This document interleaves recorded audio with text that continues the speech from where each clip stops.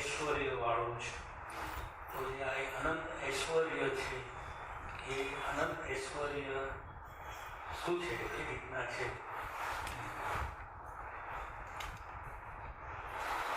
કે અલગ અલગ બધા વ્યવહારો આવે છે મનરાયજી, એમાં તમને અલગ અલગ પ્રકારની સાયકોલોજી બને છે કે નથી બનતી?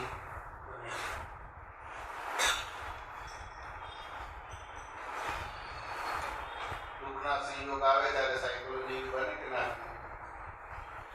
સુખના સંયોગ આવે ત્યારે એવી સાયકોલોજી બને. આ બે શબ્દ છે પણ બહુ બાંધે બારે છે, પણ એની અંદર કેટલી બધું હોય. જેમાં આપણે બિઝનેસમેન હોય અને 500,000 ની નોટો આવે તો બંધ થાય તો અસર થાય કે ના થાય? ઐશ્વર્ય જેને સમજતા હતા એ બધું ઐશ્વર્ય થાય. આનંદરાયની વાત સમજાય ના સમજાય? એટલે પ્રત્યેક સંયોગો, પ્રત્યેક અવસ્થામાં કઈ ને કઈ તમને સાયકોલોજી પડ્યા કરે અને એના આધારે આ આત્માનો આવો ગુણ છે, તેમ છતાં પેલો જ ગુણ તમને લાગે કે આવું થઈ ગયું, તેવું થઈ ગયું, ફલાણું થઈ ગયું, હું બરબાદ થઈ ગયો, હું થઈ ગયો, હું આમ થઈ ગયો, તેમ થઈ ગયો. નરેન્દ્ર મોદીએ એ જાહેરાત કરી તો એમણે કીધું ને કે ક્યાંય હડબડાટ કરવા જેવું નથી. તેમ છતાંય આપણે ટીવીમાં અને પેપરમાં જોઈએ છીએ બધો હડબડાટ થાય છે.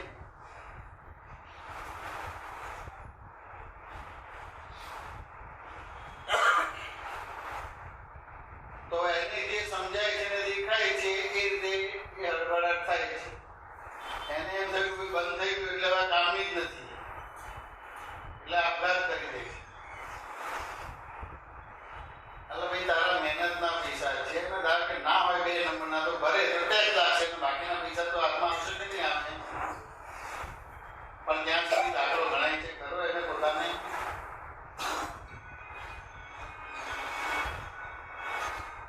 પછી લાઈનમાં ઉભા રહે છે. તો એક્સપાયર થાય એટલે એના વિશે કઈ નેગેટિવ બોલાય નહીં આપણે, પણ થાય કે સવારે 4 વાગે ઉભા રહે છે ને એ થાય છે ખાધા પીધા વિના હોય. અને આ જે પરિસ્થિતિ એવી એક બધી સાયકોલોજી વર્તાય તો એને ક્યાં લોડ પડે ને એક્સપાયર થવાનું થાય કે ના થાય? તો આ કાયદો એવો છે કે જાણે લૂંટાઈ ગયો એવું નથી, એવું છે જ નહીં. પણ તેમ છતાંય એનું એજ્યુકેશન નથી, એનું કર્મ એવું છે, બીજું ત્રીજું, એનાથી એને બધી અસરો થાય છે.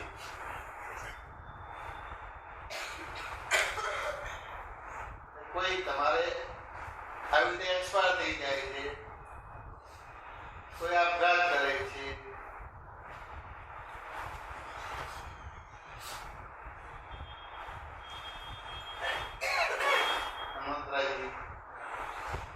જેમ છે તેમ દેખાય કે સમજાય તો કઈ ચિંતા કરવાની જરૂર ખરું તમારે. હવે તેમ છતાંય આ બધી જ વસ્તુ છે, તેમ છતાં તમને જુદો દાખલો ગણાય છે ત્યારે તમને આ તમારા પોતાના આત્માના ગુણો ખબર ના પડે તો શું થાય? આવું થાય કે બીજું થાય? હવે ધારો કે મરી ના જાય તો બીમાર થાય કે બીજું થાય. એટલે માની લો કે તમારો 80 વર્ષનો આવે છે, જે પણ તમને આ વ્યવહાર એની અસરો થાય તો શ્વાસોશ્વાસ વધારે વપરાય એટલે 80 વર્ષની જગ્યાએ 70 વર્ષની મળી જાવ. રોગની બીમારી થાય એટલે શ્વાસોશ્વાસ વપરાય કે ના વપરાય? શું કરવાનું? શ્વાસોશ્વાસના આધારે જ છે તમારે. એટલે ક્યાં ને ક્યાં તમને અસરો છે. હવે આ જે દાદા તમને જ્ઞાન આપે છે અને આપણે વિધિ કરીએ છીએ એવું તમારું સ્વરૂપ છે, પણ એ તમને સ્પષ્ટ જ નથી થતું, ડિસિઝન જ નથી આવતું. કઈ બી થાય એટલે જાણે હું મરી ગયો, હું લૂંટાઈ ગયો, બરબાદ થઈ ગયો, ખલાસ થઈ ગયો.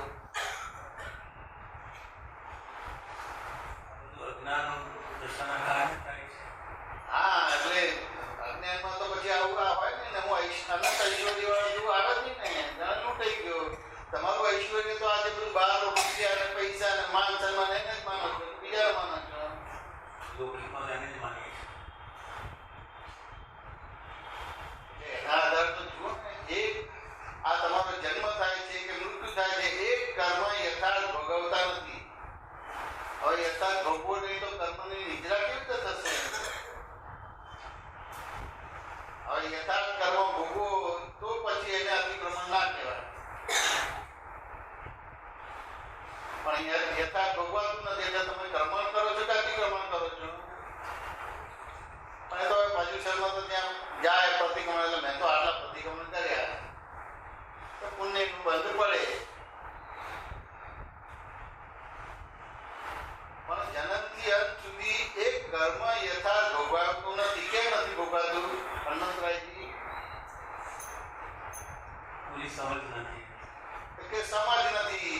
હવે સમજ નથી એટલે એ સમજ નથી એટલે એને બીજા શબ્દમાં શું થયું? અહંકાર થયો, બીજો થયો.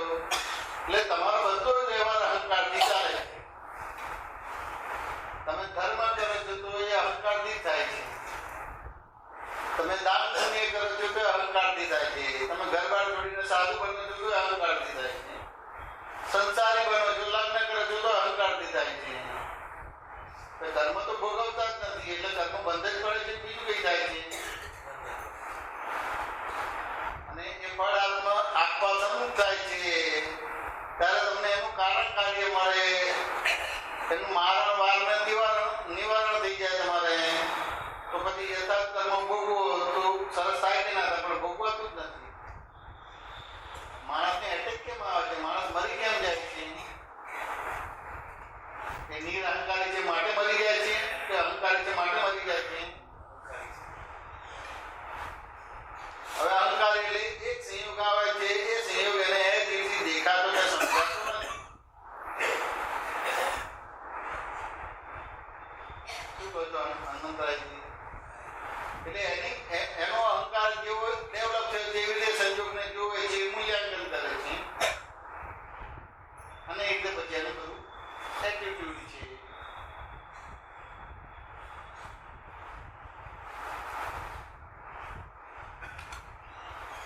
નાના નાના પ્રસંગો બધા જુઓ તમે, એક છે કે બીજું કઈ છે? એટલે ક્યાંય એ પોતે આત્મા થઈને વ્યવહાર કરતો નથી. અનાત્મા થઈને વ્યવહાર કરે છે એટલે ઐશ્વર્યનો ભાગ જ છે ને. હવે આવું અનાત્મા છે તેમ છતાં તમારું ઐશ્વર્ય જતું નથી કરતું, એ જતું રહે છે. અનાત્મા છે તેમ છતાં તમારું શુદ્ધાત્મા પર જતું નથી કે જતું રહે છે?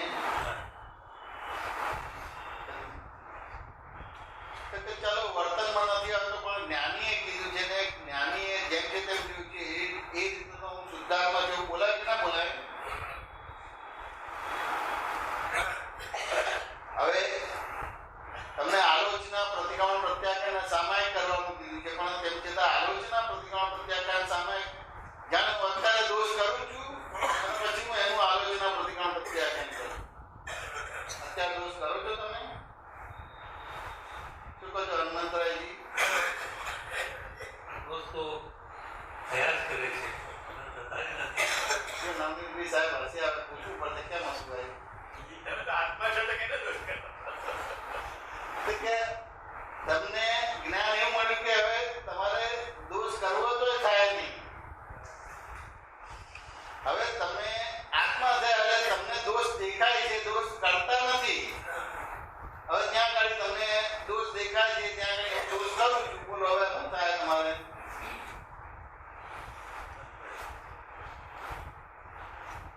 તમને દોષ દેખાય છે, દોષ કરતા નથી. હનુમંતરાય હવે તો દોષ ના દેખાય. અંધાર તો દેખાય તો પોતાના નહીં પણ બીજા બધાના દેખાય તો ખરા, પણ બીજાના દેખાય. અને હું શુદ્ધાત્મા છું તો બીજાના ના દેખાય, પોતાના દેખાય. તમે દોષ કરતા નથી, દેખાય છે. પણ જો અહીંયા આપણે આ દેખાય છે એની જગ્યાએ હું દોષ કરું છું, બોલો હવે એના પ્રતિક્રમણ કરો છો. અતિક્રમણ કરો છો કે પ્રતિક્રમણ કરો છો?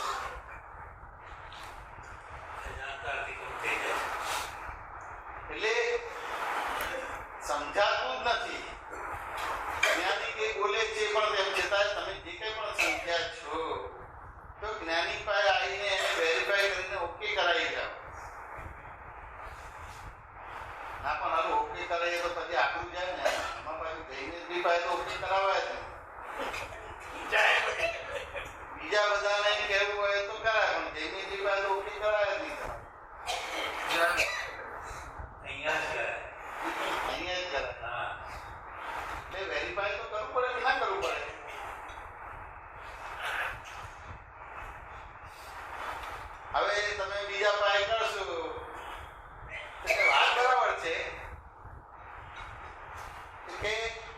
કળિયુગની અંદર થોડીક ક્ષયાદવાદની પરિભાષા જુદી છે, સતયુગની ક્ષયાદવાદની પરિભાષા જુદી છે અને કળિયુગની જુદી છે.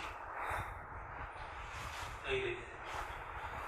કે આ દાદા ભગવાન મેં મુઆ બોલે છે, બોલાય ખરું? સતયુગમાં બોલાય ખરું મેં મુઆ? ક્ષયાદવાદ છે. અથવા તો મુઆ શબ્દ બોલે છે, બોલાય ખરું? ભગવાન મહાવીર બોલ્યા છે મુઆ, એમનું પદ જતું રહે. મુઆ શબ્દ બોલે છે તો મુઆ શબ્દથી સમજી જવાનું કે ભાઈ આ કેટલું અંદર છે બધું. પછી દાદા તો એવા વાક્ય બોલે ને કે આ બારદાન કે વેચવા જાય તો ચાળાના ના આવે,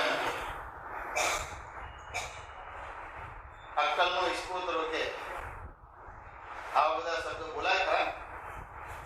તોય ખબર ના પડે આપણને.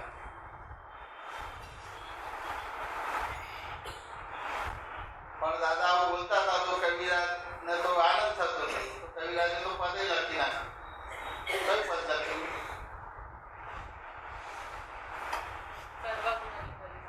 શું કહે છે? કે ગાળો દઈને ગાંગડો ને બાળો, એવું કઈક પદ છે.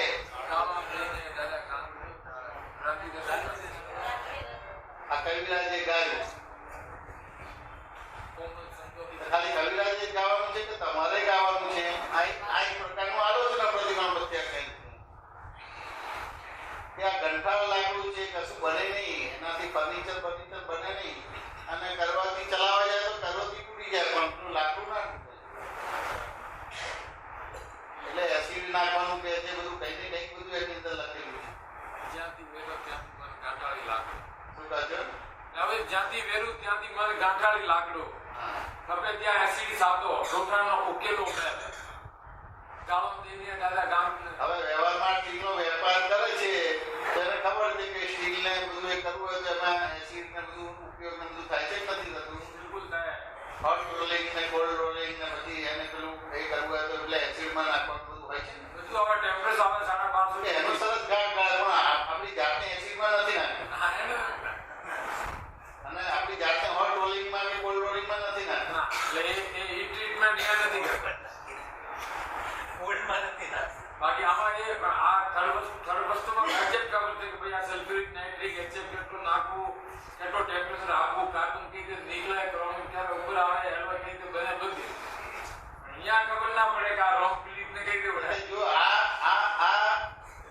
સ્ટેનલેસ સ્ટીલ તો ખરેખર મૂળ ધાતુ નથી કે મૂળ ધાતુ છે. એના એલો છે, ઉપધાતુ છે. ઉપધાતુ તો જો એ ઉપધાતુ બનાવવા માટે તો કેટલી પ્રક્રિયા છે. આખું તો આ રવિન્દ્રજીને શુદ્ધ બનાવવા માટે કેટલી બધી પ્રક્રિયા છે, એક ના છે. આખી પ્રોસેસ છે. આખી પ્રોસેસ છે. એ તો જઈને જે આંકડા પડે તો પછી ધાતુ બનશે નહીં તમારે. ના, એ આકરા પડશે તો જ બનશે. એ ઉપધાતુ છે એનો વિલય કરવો પડશે કે નહીં કરવો પડે તમારે? એટલે આ મૂળ ધાતુની ધાતુ મળવી જોઈએ કે ના મળવી જોઈએ? માનવી જોઈએ સાહેબ. આ બધી ઉપધાતુ છે. આમ દેખીતે સ્ટેનલેસ સ્ટીલ દેખાય, પણ પછી આને પેલું એ કંઈ જુદું પાડવા જાય તો મળે નહીં કે મળે?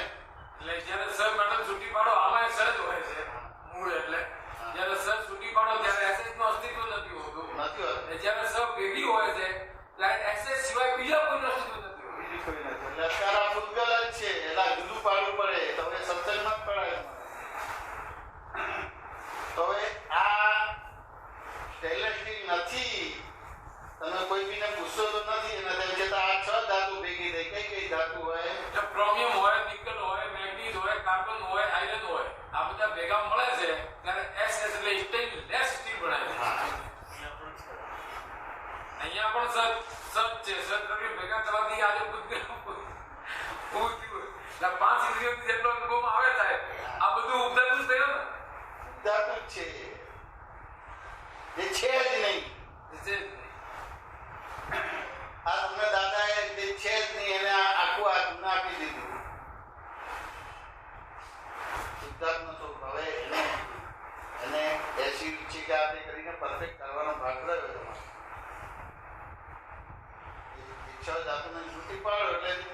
પછી એ ઉપધાતુ રહેશે જ નહીં તમારે. પછી હવે એમાં પ્રશ્નોત્તરી જોઈએ, બીજું જોઈએ. પ્રશ્નોત્તરી જોઈએ ને એ સાહેબ જે એસએસ છે ને એને વેપર ફોર્મમાં કરો એટલે 3 ફોર્મ હોય, લિક્વિડ, સોલિડ ને વેપર. પણ એ એસએસ જ રહે જ્યાં સુધી એનો સાયન્ટિફિક પ્રયોગ થઈને સબ મેટલ તૂટી ના પડે ત્યાં સુધી એનો અસ્તિત્વ ક્લાસ નહીં થાય. વેપર માન લો વેપર કરી નાખ્યો વધારે ટેમ્પરેચર આપીને તો વેપર ફોર્મમાં પણ હશે એસએસ. એ આંખથી નહીં દેખાય, માઇક્રોસ્કોપથી દેખાશે એના મોલિક્યુલ્સ, પણ એસએસ હશે. બરાબર. ને લિક્વિડ ફોર્મમાં પણ એસએસ છે ને સોલિડ ફોર્મમાં પણ ગીલા સોલિડ ફોર્મ છે એસએસ છે. પણ જ્યારે સાયન્ટિફિક પ્રોસેસ થાય કેમિકલ નાખીને જ્યારે સબ મેટલ છૂટી પડે ત્યારે એસએસ નું અસ્તિત્વ પણ નથી હોતું. કોઈ કે ભાઈ એસએસ ક્યાં છે તો કે એ રહી જ નથી. ને વજન કરવા જાઓ ગિલાસમાં જેટલો વજન હતો એટલો સબ મેટલ નું વજન થાય એટલે 1 ગ્રામ પણ ઘટે નહીં. આટલા પ્રયોગથી તમને ખબર પડી કે મારે હવે આ ઇંગ્લિશના ભાગને શું કરવાનું. એટલે આપણે પ્રત્યેક સત્સંગ પહેલા આપણે આ સીધા સુધી આપણે મૂકી બોલીએ છીએ. ગમે તે છે પણ હું આ છું. ભલે હું ધાતુ રે પણ આપણો વાંધો શું છે? વાંધો નહીં. એટલે આમાં સાહેબ તમે જે ચાનો દાખલો આપો છો ને એ પણ એક્ઝેક્ટ ઉપધાતુ છે. આ ચા ઉપધાતુ જ કહેવાય. એની અંદર આપણે માન લો આપણે ખાંડ તરીકે હું છું તો મેં મારો અસ્તિત્વ વસ્તુત્વનો પૂર્ણત્વ ખોયો નથી, પણ ખાલી બિલીફ રોંગ છે કે ચા તે હું છું. એટલે એક જ્ઞાની પુરુષ મળવાથી ઉડાડી દે કે ચા તે હું નથી પણ ખાંડ તે તું છું. દેખાશે શા? ખાંડ દેખાશે નહીં પણ ખાંડ ને એટલે આ એક્ઝેક્ટ શા પણ ઉપધાતુનું કામ કરે છે. ખાંડ જે છે એ હું છું. હવે જો ખાંડની અંદર જ્ઞાન દર્શન હોય તો પતી ગઈ વાત. એટલે એ જ્ઞાન દર્શનનો ગુણ છે એટલે મને ખબર પડે છે કે ચા હું નથી પણ ખાંડ હું છું. એટલે એની અંદર એવું થઈ ગયું છે કે આખું સહયોગી પદાર્થ છે. હવે સહયોગી પદાર્થ જે છે એને હું માનું છું કે આ હું છું એટલે આખી આંટી પડી જાય છે. હવે હું સહયોગી પદાર્થ કઈ રીતે હોઈ શકું? હું આ સહયોગી પદાર્થ છું. આ આખું સહયોગી પદાર્થ છે. ભારત સિવાય જે કંઈ પણ છે મંદ બુદ્ધિ સીટ અહંકાર રાજદર્શકરણ માયાકરણ કે જે કંઈ પણ આ બધું સહયોગી પદાર્થ છે. અનંતા સંજોગોથી ઊભી જાય છે. બરાબર છે સાહેબ? બરાબર છે. હનુમંતરાયની વાત સમજાય કે ના સમજાય? વાત સમજાય એટલે શું થઈ જાય? બધી વસ્તુ રહેશે તમારે. એ સાહેબ સમજાય ને એટલે એક્ઝેક્ટ આલોચના પ્રતિકોનો પ્રત્યા જ્ઞાન થાય છે. એક્ઝેક્ટ આલોચન એટલે એનો આખો એટલે દ્રષ્ટિમાં આવે. દ્રષ્ટિમાં આવે. આલોચના એટલે એનો લોચન થાય પૂરું દેખાઈ આવે. હવે આ હું નથી. જેમ કે હવે આ શબ્દ રાજલોકમાં જ્યાં સુધી છે ત્યાં સુધી એ વસ્તુ છે જ મારી સાથે. એટલે મારી સાથે જ છે, દ્રષ્ટમાં જ છે, પણ હું નથી. અને કરતા વખતે હું નથી. એ સ્વભાવથી જ ભેગું કરવાનું એટલે એની એક પરિણામ ઉભો થાય જ દીધું. એટલે આ તો જ્ઞાનીની કૃપાથી બધું થયું પણ હવે એક ફાઇલ આવે છે અને હવે ફાઇલ કેવી છે કે ચારિત્ર વાળી ફાઇલ છે. મરેલો ભાગ છે. હવે મરેલો ભાગ છે એનો સંભાળ નિકાલ કરવાનો પણ એ નિકાલ હજી થતો જ નથી.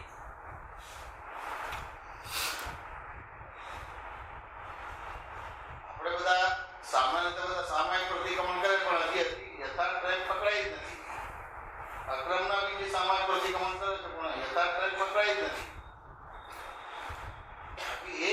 એક યથાર્થ આલોચના પ્રતિક્રમણ પ્રત્યાખ્યાન કરતા આખું વિષય બદલાઈ જાય.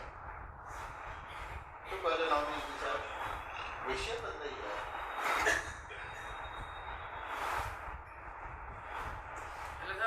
મૂળ પ્રોબ્લેમ શું આવે? કોઈ પણ વસ્તુને સમજવાનો ભાગ નથી. સહેજે સાંભળ્યું કે 500,000ની નોટ બંધ થઈ એટલે તરત કરવા માંડો શું કરવું પડે પણ એને એક્ઝેક્ટ સમજવું પડે કે 31 માર્ચ 2017 સુધી આ નોટ વટાવી શકાય ના 17 એટલે રિઝલ્ટ બેંકમાં થાય પછી પણ અમુક બેંકમાં સત્તા એટલે આ એને ડિટેલમાં જો સમજવા જઈએ ને તો એ પેલો આ ઉડી જાય પેલો ચંચળતાનો ભાગ જ જતો રહે પણ એ થાય છે ને પોતાને આમ થઈ ગયું આમ થઈ ગયું આમ થઈ ગયું. અને જેમ કે લોકો 2005 પહેલાની 1000ની નોટ કોઈ લેતા નથી. 2005 પહેલાની 1000ની નોટ સિલ્વર પટ્ટી વાળી કોઈ લેતા નથી. મને આપો 500 નોટ 1000 જેટલી હોય એ લે છે પણ આ ખાલી એસબીઆઈ લે છે ખાલી ગુરુવારે લે છે પણ એને વિગતે જાણવાનો ભાગ નથી આવતો એટલે બહુ ભડકાટ. હવે શું થશે મારું? આ બધી વસ્તુ સમજાય એટલે શું થાય? બહાર ઐશ્વર્ય જ આપવું તમને ખુલ્લું થાય છે. આ જે તીર્થંકરોને જ્ઞાની જુઓ તમારે એ હોય તમારે જબરજસ્ત એનું ઐશ્વર્ય. એનો ઉગમ શાંતિ. એટલે વ્યવહારમાં તમે આ બધી વસ્તુ ગણત હોય તમારે જેવું કશું જ ના હોય.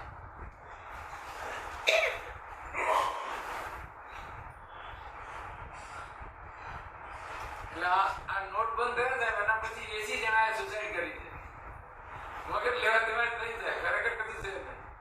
હવે તો એ થયા પણ બીજા તો કેટલા બીમાર પડે અને કેટલા અંદર રોગ થાય એ તો આપણને ખબર જ નથી. રોગ થયા બીમાર એટલે 80 વર્ષનું આયુષ્ય તો 70 વર્ષનું થઈ જાય તો કોઈને ખબર જ ખબર નથી. નથી પડતી.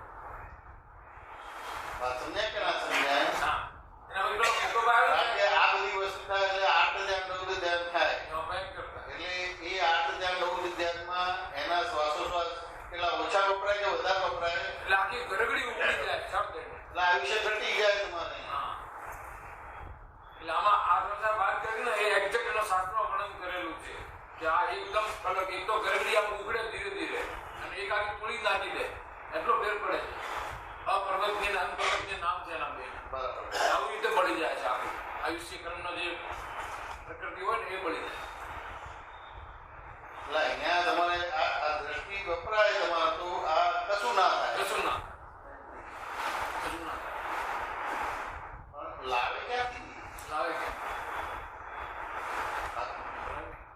લાવે કે તો કે આપણે છે તો કે આપણે આપણે સ્વાધ્યાય કરીએ છીએ. આપણને દાદાએ જે આપ્યું છે એનો સ્વાધ્યાય કરીએ છીએ. આપણે સત્સંગ નથી કરતા. બરાબર છે. સ્વાધ્યાય ગમે તેવું છે પણ હું શુદ્ધાત્મા છું, અનંત જ્ઞાન વાળો છું, અનંત દર્શન વાળો છું, બરાબર છે. શક્તિ વાળો છું. આ શું જ્ઞાન? તમે જે સાયકોલોજીની વાત કરો ને એ એક્ઝેક્ટ ડે ટુ ડે લાઈફમાં દરેક સંજોગોમાં અનુભવમાં આવે એવી વસ્તુ છે. એક મારો ભાઈબંધને નોટિસ આવ્યો OIGS એટલે ઓલ ઇન્ડિયા ગવર્મેન્ટ સર્વિસનો. એટલે એને પરસેવો છૂટી ગયો, બ્લડ પ્રેશર વધી ગયું, ડૉક્ટર પાસે ગયો, એડમિટ કર્યો. પછી જઈને સીએમ ત્યાં જઈને મૂક્યો ને ખોલાયો. બહુ ગભરાઈ ગયો હતો. ત્યારે ખોલી ત્યારે અંદરથી રિફંડ ઓર્ડર નીકળ્યો 3.5 લાખ. મારવાડી છે, અધર કાસ્ટનો છે, ભણેલા નથી. એટલે એમને 3 દિવસ તો હાલત ખરાબ થઈ ગઈ. એટલે પણ ભાઈ એટલીસ્ટ કંપની જોઈ તો નોટ એક્ઝેક્ટ શું છે ભલે વાલા એટલે તો પદ નીકળ્યું છે ને શું છે? જગત ભોગવતું કોઈ નથી, ફક્ત અપમાનનાડરથી. કોઈ એમાં પછી આ બધું તમારું એજ્યુકેશન ના આવે તો બી થઈ જઈને શું થશે ભાઈ? શું થશે? ઉત્તરાગતો આવું કઈ બને તો થઈ જઈને શું થશે? છેક ચીકડીને બતાવી દે કે મરી જવાશે, મરી જઈશું આપણે. ભલે ભલે શું કામ મારવાનું હોય? એક જ વાર મારવાનું હોય. બહુ મોટી વાત. અને હું મૃત્યુલોકી જીવ છું, એને ક્યાં બચાવવાની વાત જ કરવાની છે? બહુ મોટી વાત. ભલે ભલે આપણે શું કામ મારવાનું? આપણે તો એક જ વાર મારવાનું. થઈ જઈને શું થશે ભાઈ? આપણને બીવડાય કરે શું થઈ જશે ભાઈ? એટલે આ એ જ પ્રમાણે છે ને કે આ સણે સણે જે ભાવ મરણ કાળો જીવ તું રાશી રહ્યો શ્રીમદ રાશિ કીધું. એટલે આ જે ભય છે ને આમ થઈ જશે, શું થઈ જશે, પ્રાણ થઈ જશે, સહેલે સહેલે શું થશે, મોતથી આગળ તો કશું નથી. એ તો આમ ને આમ એટલે એ દાખલા ગણવા પડે. એ દાખલો ગણે ત્યાં ધર્મ રહ્યો છે.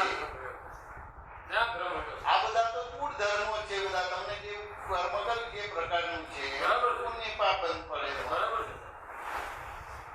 બહુ મોટી આ વાત. તો થઈ રહીને શું થશે ભાઈ? શું થશે? પણ આમાં તો શું થાય કે 1 જણો, 2 જણા, 50 જણા, 100 જણા, 200 જણા કહે ને ત્યારે ધીમે ધીમે સાયકોલોજી આખી ડિસ્ટર્બ થઈ જાય, આખી બદલાઈ જાય. કેમ કે ઘણા જણા એકની એક જ વાત કરે એટલે બધા એ મત ના હોય. થાય તો એવું છે કે તીર્થંકરને એકની એક વાત કરે તો ભાઈ થાય ખરું? બિલકુલ ના થાય. અને આપણને કરે તો પેલો આખી તો એ થાય છે. પછી પ્રશ્ન કરવો છે ને પ્રશ્ન થાય. કે તમને થાય છે ને તીર્થંકરને નથી ધર્મ. એ બહુ મોટી વાત છે સાહેબ. બહુ જ જબરદસ્ત વસ્તુ છે આ કે આ કેટલી મોટી વાત છે. એટલે મારી એક વખત એ વાત કરી હતી કે એક જ્ઞાની આખા જગતને જ્ઞાની બનાવી શકે પણ આખા જગતના 9 અબજ માણસો મળીને એક જ્ઞાનીને પણ અજ્ઞાની ના બનાવી શકે. બધા 9 અબજ માણસો એક જ્ઞાનીને અજ્ઞાની ના બનાવી શકે. એક જ્ઞાની બધાને જ્ઞાની બનાવી શકે. એટલે એમને પોતાનો કેટલો કોન્ફિડન્સ સંચલ છે કે ભાઈ આ એક્ઝેક્ટ આમ જ છે, કેમ કે જેમ છે તેમ અનુભવાઈ ગયું એટલે એ ત્યાં આગળ એ વસ્તુ સમજવાનું છે કે જ્ઞાનીને ગમે તેટલું કહેતો કશું ના થાય, છે. શું ના કારણ કે એને સ્પષ્ટ છે કે ભાઈ આ પ્રયોગ છે અને હું પ્રયોગી છું, બરાબર અને આપણે તો પ્રયોગ અને પ્રયોગી બે ભેગા થઈ ગયા એટલે કેમ કરવાનું થાય? કેમનું કહેવાય? વાત સમજ્યા કે ના બરાબર સમજ્યા? છે. હવે આ અલગ અલગ વાર્તાલાપમાં તમને આવું ક્લિયર થવું જોઈએ કે પ્રયોગ જુદો હોય અને પ્રયોગી જુદા હોય, જો ભેગા હોય ના નિયમથી જુદા હોય, જુદા જ હોય. નિયમથી જુદા હોય. તો હવે આ એક સંયોગ એમાં પ્રયોગ જુદો છે ને પ્રયોગી જુદો છે, બરાબર છે. બરાબર છે. પણ એ વસ્તુ જુદું પાડી નથી શકતા. બરાબર છે. તમારી અલગ અલગ પ્રકારની માન્યતાઓ છે બરાબર છે. એટલે એ પાડી નથી શકતા, એટલે ક્યાંક ગુંચાય છે, એટલે પછી આરોપણ હોય તમારે, બરાબર છે. આરોપણ. બીજું કઈ હોય આરોપણ હોય. ચાલે તમારે. આખી સાયકોલોજી બહુ સાયકોલોજી આખું છે ને બધી વસ્તુ, આ જે બધા નાના નાના દાખલા આપું છે પણ સાયકોલોજી છે જ નહીં કશું, અને માને છે આરોપણ જ કરે છે. આરોપણ જ છે. શું કહે છે રજિતા? ભણકારની વાત કરી તો આપણે અમારી રૂટીન લાઈફમાં બી આ તો બહુ મોટા લેવલના છે, પણ નાના મોટા લેવલે ભણકેલો ભાગ હોય જ છે. એટલે આમ કોઈને દેખાય ને કે આપણને ના સમજે, પણ એ ભણકારને આધારે આપણે કોઈ બી વ્યવહારનો કે કોઈ બી વાતનો પોતાની રીતે દાખલો ગણી લઈએ કે ભણકીને પોતાની રીતે એની અસરમાં આવી જઈએ. તો એ ભણકેલો ભાગ છે પોતાની આમ કલ્પનાને આધારે છે કે આવું થશે, કે આનો આવો મિનિંગ હશે, કે આને આવું કીધું હશે, કે આવું વિચાર્યું હશે. કે ના કલ્પના ના હોય, પહેલાની બિલીફ હોય, એટલે અજ્ઞાન રોંગ બિલીફ હોય, અને પછી રોંગ બિલીફ ના આધારે પછી બધી ઇમેજિંગ થાય, એટલે એને આપણે રોંગ બિલીફ ને સમજવું છે કે હું જઈશ જો એવી માન્યતા, એટલે પછી એના આધારે પછી એની ઇમેજિંગ ને કલ્પનાઓ થાય. હવે અમે બધાએ જ્ઞાન લીધું છે તો હવે ચારિત્રના ભાગમાં જે ભડકાટ છે અને એની પૂરેપૂરી સાયકોલોજી છે, તો હવે એને ન્યુટ્રલ કરવું એટલે ભડકાટને જેમ છે તેમ જોવો કેવી રીતે ને એને ન્યુટ્રલ કરવો કઈ રીતે? તો કે ત્યાં તમારે પહેલા સિદ્ધાંત સમજવો પડે કે કરનારો અને જોનારા બે એક હોય ખરા? ના હોય. હોય એ ખાલી ડિસિઝન લેવાનું. તો આને પૂછે તો કે આને સાયન્ટિસ્ટ થવું છે, આ તો કેમિકલ એન્જિનિયર થવું હતું, તારે સાયન્ટિસ્ટ નતું થવું. કેમિકલ એન્જિનિયર થાય એટલે કમાવાનું, એને તો કમાવાનું નહીં કે કમાવાનું તમારે સાયન્ટિસ્ટ થઈને બંને તો રિસર્ચ પણ કરવાની છે. પેલું બાય પ્રોડક્ટમાં કમાવાનું, આ તો મુખ્ય પ્રોડક્ટમાં કમાવાનું તમારે. એટલે કરનારો અને જોનારો એક જ માનો, પણ કરનારો જુદો અને જોનારો જુદો જ હોય તમારે. હવે તો સાદો સિમ્પલ છે, જેમ અમુક પ્રકારના જે છે આજે આઈન્સ્ટાઈનનું પેલું છે ને, શું એનો સિદ્ધાંત છે, E=mc² છે કે નહીં? એ શું કહેવાય એને? Theory of relativity. E=mc² ને શું કહેવાય તમારે? એવું આ તમારે કરનારો જુદો ને જોનારો જુદો, બસ આટલું જ સમજવાનું. એમાં પછી દાખલો કરવાનો રહે. વાત સમજ્યા કે ના સમજાય? પણ એ ભડકાટ આખા દિવસમાં કે આખા દિવસના વ્યવહારોમાં આવી રીતે ભડકેલો ભાગ છે, દેખાવું નજરાવું તો જોઈએ ને. આ નજરાય કેમનું? હું જઈને છું એવી બિલીફ હોય તો કેમનું નજરાય? બધું ઘણી બધી વસ્તુ. ધારો કે તમે સત્સંગ અહીં આવો છો તો ખરેખર સત્સંગ જાણવા કે પામવા આવો છો કે હાજરી પુરાવા આવો છો? તમારો હેતુ તો તપાસજો. છેલ્લે તો હેતુ જોવાનું કે બીજું રહે? હવે હેતુ તો તમને જ ખબર પડે કે તીર્થંકરને ખબર પડે કે બધાને ખબર પડે? અહીંયા તમે સત્સંગમાં કયા આશયથી આવ્યા છે એ તમને ખબર પડે કે તીર્થંકરને કે બધાને ખબર પડે? ના, બે જણને કરો. શું કહો છો નવનીતભાઈ સાહેબ? હવે તમારા હેતુથી જ તમને ખબર પડી જશે. વાત સમજાય કે ના સમજાય? તો તમારે તમારી ભૂલ જોવાની કે બીજાની જોવાની? પોતાની તો તમારી કેટલી દેખાય છે? બીજાને જુએ.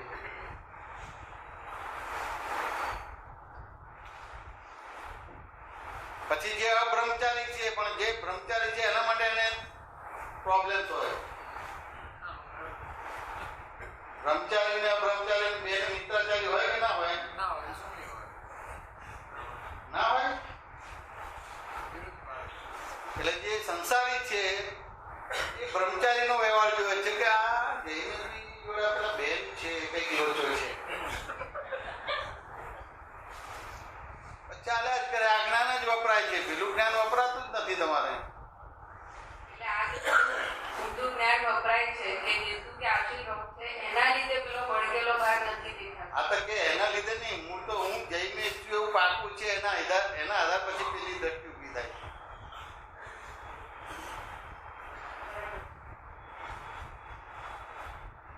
મારો જેટલો મને હું શું કરું છું એ મને ખબર નથી, પણ સંસારીને બધાને ખબર છે કે હું શું કરું છું. મને પૂછો તો હું એના વિશે કશું નહીં લખી શકું, પણ મારું ધ્યાન સંસારી રાખશે, સંયમી નહીં રાખે. હું કેટલો અઘ્યો મુદ્ર્યો કેટલું કર્યું એ બધું સંસારીને ખબર હશે. આ બધા કહે છે ને કે અહીંયા તો સામાયિક પ્રતિક્રમણ નથી થતું, તો અહીંયા જે આવે છે એ બોલે છે કે જે નથી આવતા એ બોલે છે? નથી આવતા એ બોલે છે. એ બધું ધ્યાન રાખે. તો હવે શું સમજવું? એટલે જ્ઞાનીઓના તીર્થંકર તો બહુ પાકા હતા. હેતુ સમજે કે તમારો હેતુ, પણ એ બાર હેતુ તો રૂપાળો બતાવો.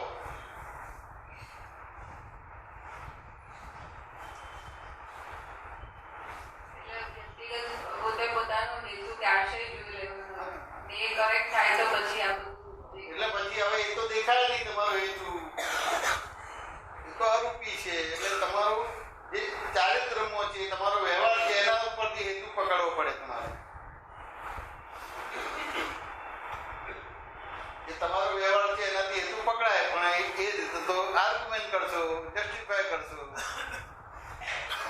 એ પોતાને ના પકડાય. કોઈ દેખાય નહીં કે તારા વ્યવહાર પરથી આવો હેતુ દેખાય છે તો એ સ્વીકાર થવો મુશ્કેલ છે.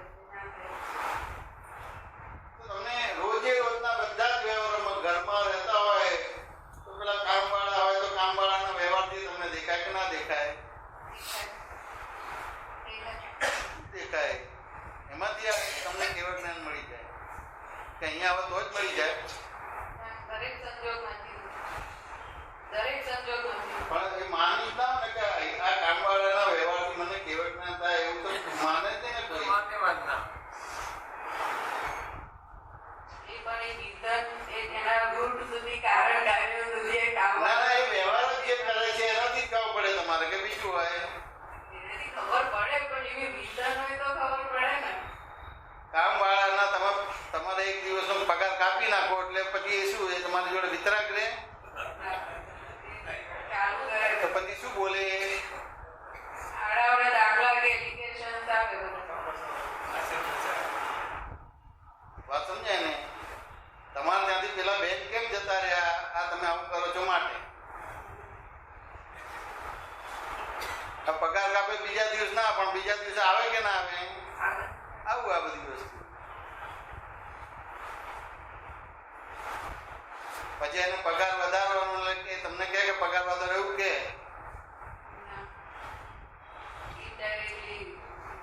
પેલા ભાઈ છે એ મને આવવાનું કહે છે એમ કે પણ હું ના પાડું છું એમ કે મારે તો જે છે બરાબર છે.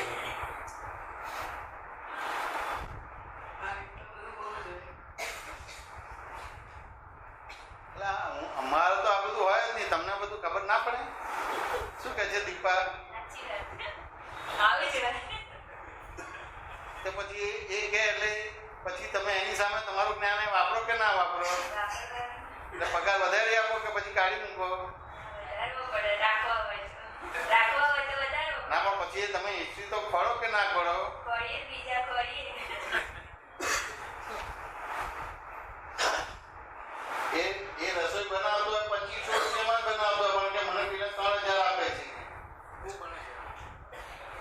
4,000 આપે છે. તો તપાસ કરો કે ના કરો તમે? કે ઘેર પદ્માસન વાળીને બેસી જાઓ, તમે વ્યવસ્થિત કરીને બેસી જાઓ.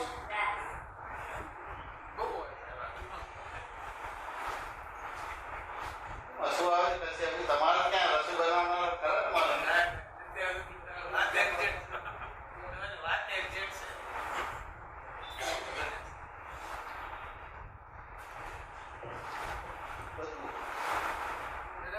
હેતુ અને દ્રષ્ટિ એક જ નથી. હેતુ અને દ્રષ્ટિ હા. હેતુ છે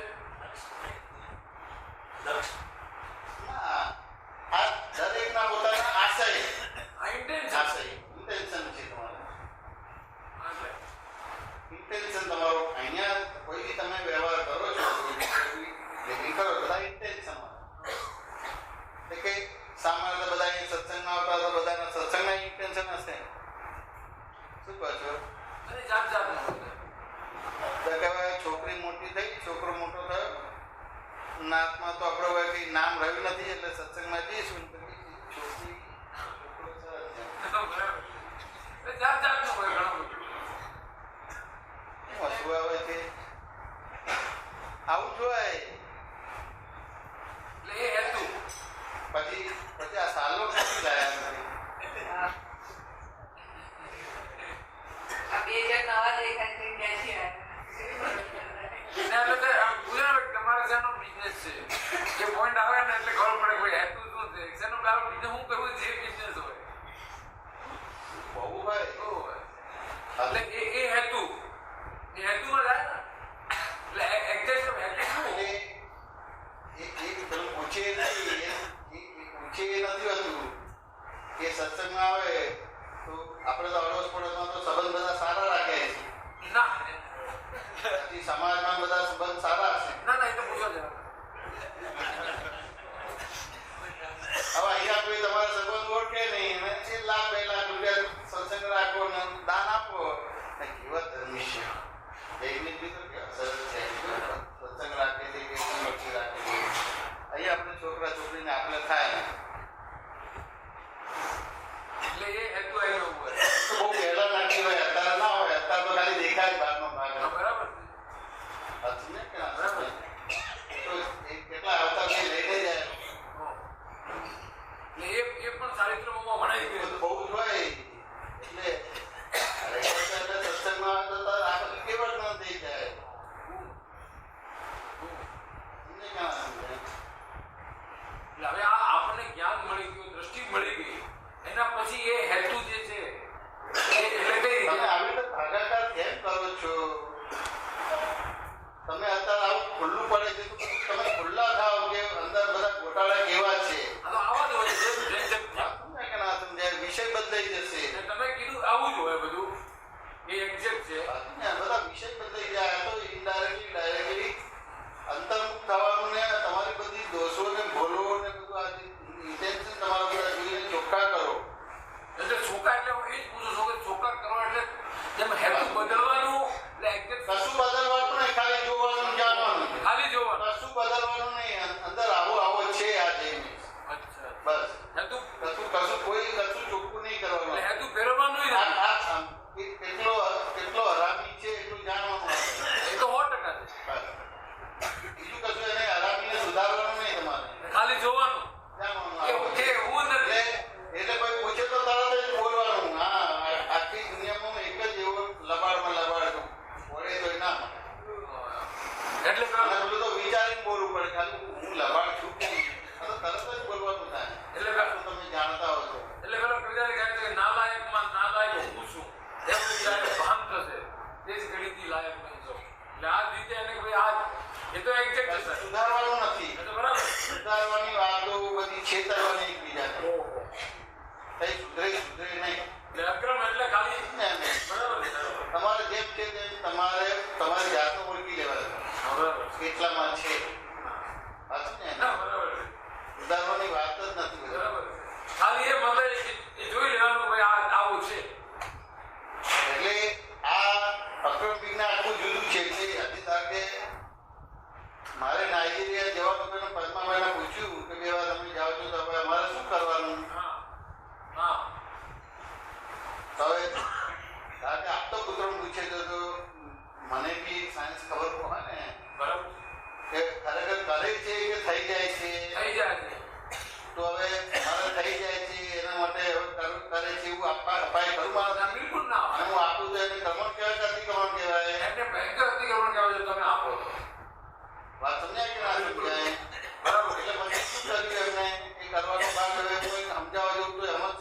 ના બિલકુલ નહીં સમજે. એટલે પછી એને કરવા જે આપ્યું છે પણ ખરેખર ન કરવાના પક્ષમાં બોલશે. બરાબર છે. એટલે કે ભાઈ શું કરજો કે એમ કરજો, લડાઈ ઝઘડો કરજો, નિંદા ટીકા કરજો, ઈર્ષા રખાઈ કરજો, તમે બરાબર છે. તું મેં કરજો. તમે એમ જ કીધેલું. તો પછી એમને શું જવાબ આપ્યો? એવું તો ના કરાય. એ તો પછી કરાતું હશે. એવું થોડી કરાય. આ સમજ્યા ને? કે એવું ના કરાય, એના પક્ષમાં નથી. આ પક્ષમાં નથી. બરાબર છે. તોય તેમ છતાં એ કરે તો હવે આ જે પ્રશ્ન અને ઉત્તર થયું એટલે ખાલી આરોપણ જ કરે છે કે બીજું કઈ કરે છે? ખાલી આરોપણ છે સાહેબ. ઓનલી આરોપણ. આ સમજ્યા કે ના સમજ્યા? બરાબર છે. આરોપણ એટલે મોટા મોટી વસ્તુ આરોપણ જ છે. એટલે ખાલી આરોપણ છે. હવે તરત જ સમજાઈ જાય કે આરોપણ આ કરવાનું છે કે એવું કઈ કરાતું હશે એટલે ત્યાં મેજરમેન્ટ થાય કે નહીં થાય થાય. તો કે ભાઈ આ મેં એમને કરવાનું આપ્યું કે ભાઈ નિંદા ટીકા કરજો, લડી ઝઘડો કરજો, તું મેં કરજો. બરાબર તો કે એવું તો કઈ કરાતું હશે એટલે મારી આજ્ઞામાં તો રહેવાના જ નથી. ના એટલે સ્પષ્ટ થઈ ગયું કે ના થઈ ગયું? સ્પષ્ટ થઈ ગયું. એટલે મને જે ભ્રાંતિ હતી ઉડાડી દીધી કે ના ઉડાડી? રેડી દીધી. કે આવું બધા મારા આજ્ઞાધીન છે તો કે ના કોઈ નથી. કોઈ નથી. કોઈ નથી. આ સમજ્યા કે ના? એટલે પહેલા મેં એમની જોડે સત્સંગ કર્યો કે મારી જોડે કર્યો? તમારી જોડે.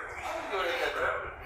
હવે એમને પામવું છે તો આટલા ભાગમાં હોય તો તરત જ હોય ને કે ભાઈ આવું આ કીધું તેનાથી સમજ પડે ને કે આ કરવાનો ભાગ હાથમાં જ નથી. હાથમાં ખાલી થઈ જાય છે ત્યાં આગળ હું આરોપ કરું છું. બહુ મોટી વાત. તો બીજું કઈ છે? આરોપ કરું છું. બરાબર છે. આરોપ કરું છું. તો હવે જે બને છે જોવાનું જાણવાનું જોઈએ તો બીજું રહ્યું તમારે અહીં. જે બને છે એને જોવાનું અને જાણવાનું જ રહ્યું. એનાથી આગળ કશું છે નહીં. પણ મારે તો કેવું બન્યું એટ એ ટાઈમ બે સંજોગ બન્યા. હા એ પદ્માબેન જોડે આવું થયું ને થોડી વાર પછી બીજા એક બેન આવી ગયા. હા હવે તમે જવાના તો અમારે શું કરવાનું? હા. મેં કહ્યું તું શું કરી છે કે જે મને કહે? બરાબર છે. એ પણ વાક્ય બોલ્યા હતા મને કે તમે શું કરી શકો છો એ કલા બતાવો. બતાવો. વાત સમજ્યા કે ના સમજાય? હવે આમ પૂછું એટલે તરત જ એનો દાખલો કરે અને દાખલામાં એને એ કરવાનો ભાગ પહેલા આવશે. હા પછી કરતા કરતા કહે આ તો હું કરું છું કે થઈ જાય છે. બરાબર. એ કરતા કરતા એ કરવાના ભાગમાંથી થઈ જાય છે ભાગમાં આવે કરતા કરતા કેવો જ્ઞાન થઈ જાય. બરાબર. બહુ મોટી વાત. વાત સમજ્યા કે ના એ સમજાય? થઈ જશે એટલે અમુક જેમ કે એટલે એના આધારે પછી એને બીજા દાખલા એને ગણવાના છે તો એને કાઉન્ટર પ્રશ્ન કરવાનું છે. એને અમુક ખોટ પડે બરાબર છે. સાચું એટલે કાઉન્ટર પ્રશ્ન કરવાનો. કાઉન્ટર પ્રશ્ન ના થાય એટલે એ જવાબ મળી ગયો છે તેમ છતાં જે વિતરાગોને દેખાય કે સમજાય છે ત્યાં સુધી પહોંચી ના શકે. વાંધો નહીં. તો ભાઈ ખાલી આરોપણ કરું છું. બરાબર છે. બરાબર છે. આ સમજાય ને? બરાબર છે. આરોપણ કરું. શાસ્ત્રમાં વર્ણન છે ને આરોપિત આત્મા તરીકે લખેલું ને આરોપિત આત્મા. ખાલી આરોપણ છે. કરતું નથી પણ આરોપણ કરું. એટલે એ આરોપણ અહીંથી ઉડાડવાનું માટેનું છે તમારે. કે હવે તમે શુદ્ધાત્મા થઈ ગયા એટલે તમારો પુરુષાર્થ જોવા જાણવાનો રહ્યો કે બીજો રહ્યો? જોવા જાણવાનું. કે કઈ કરે છે જોતો નથી ને જોઈ છે કરતો નથી. જે કરે છે એ જોતો નથી. જોતો નથી અને જોવે છે કરતો નથી. બરાબર છે. એટલે બંનેના ગુણ જ નોખા છે. હવે આ બધી વસ્તુ તમારે આપત સૂત્રના પહેલા 1 થી 8 સૂત્રની અંદર આ બધી વસ્તુ આવી જાય. બરાબર છે. એટલે નાની વાત. આપત સૂત્ર છે આપણું જે મોટું પુસ્તક છે એના પહેલા 1 થી 8 સૂત્રની અંદર આ બધી વસ્તુ આવી જાય. કરતા સંબંધી. વાંચો ને એમ. બરાબર. તો કે હવે આ જે વસ્તુ રહી એટલે આટલું તમારું શું રહ્યું? જોવાનું રહ્યું. એટલે દર્શન જ તમારું પરફેક્ટ કરવાનું રહ્યું કે બીજું રહ્યું તમારે? પરફેક્ટ કરવાનું. હવે એમ કહેવાય હવે સાયકલ એવી બની ગયેલી છે કે હવે અત્યારે તમારું દર્શન શેના આધારે થશે પરફેક્ટ? તો કે જ્ઞાની પુરુષના જ્ઞાનથી થશે. બરાબર છે. એટલે એને જે જાણેલું છે અનુભવ તમને કરશે એના આધારે તમારું દર્શન ક્લિયર થશે. બરાબર છે. અને પછી જે દર્શનના આધારે તમારે આખો વિનય ઉભો થશે એટલે તમારું કામ થઈ ગયું. બહુ મોટી વાત છે. બહુ મોટી વાત છે. આ કરતાપણાની ભ્રાંતિ ઉડે નહીં. આજ્ઞા ધર્મ વ્યવસ્થિત ને કાઉન્ટ કરીએ જ જાય. નહીં તો એ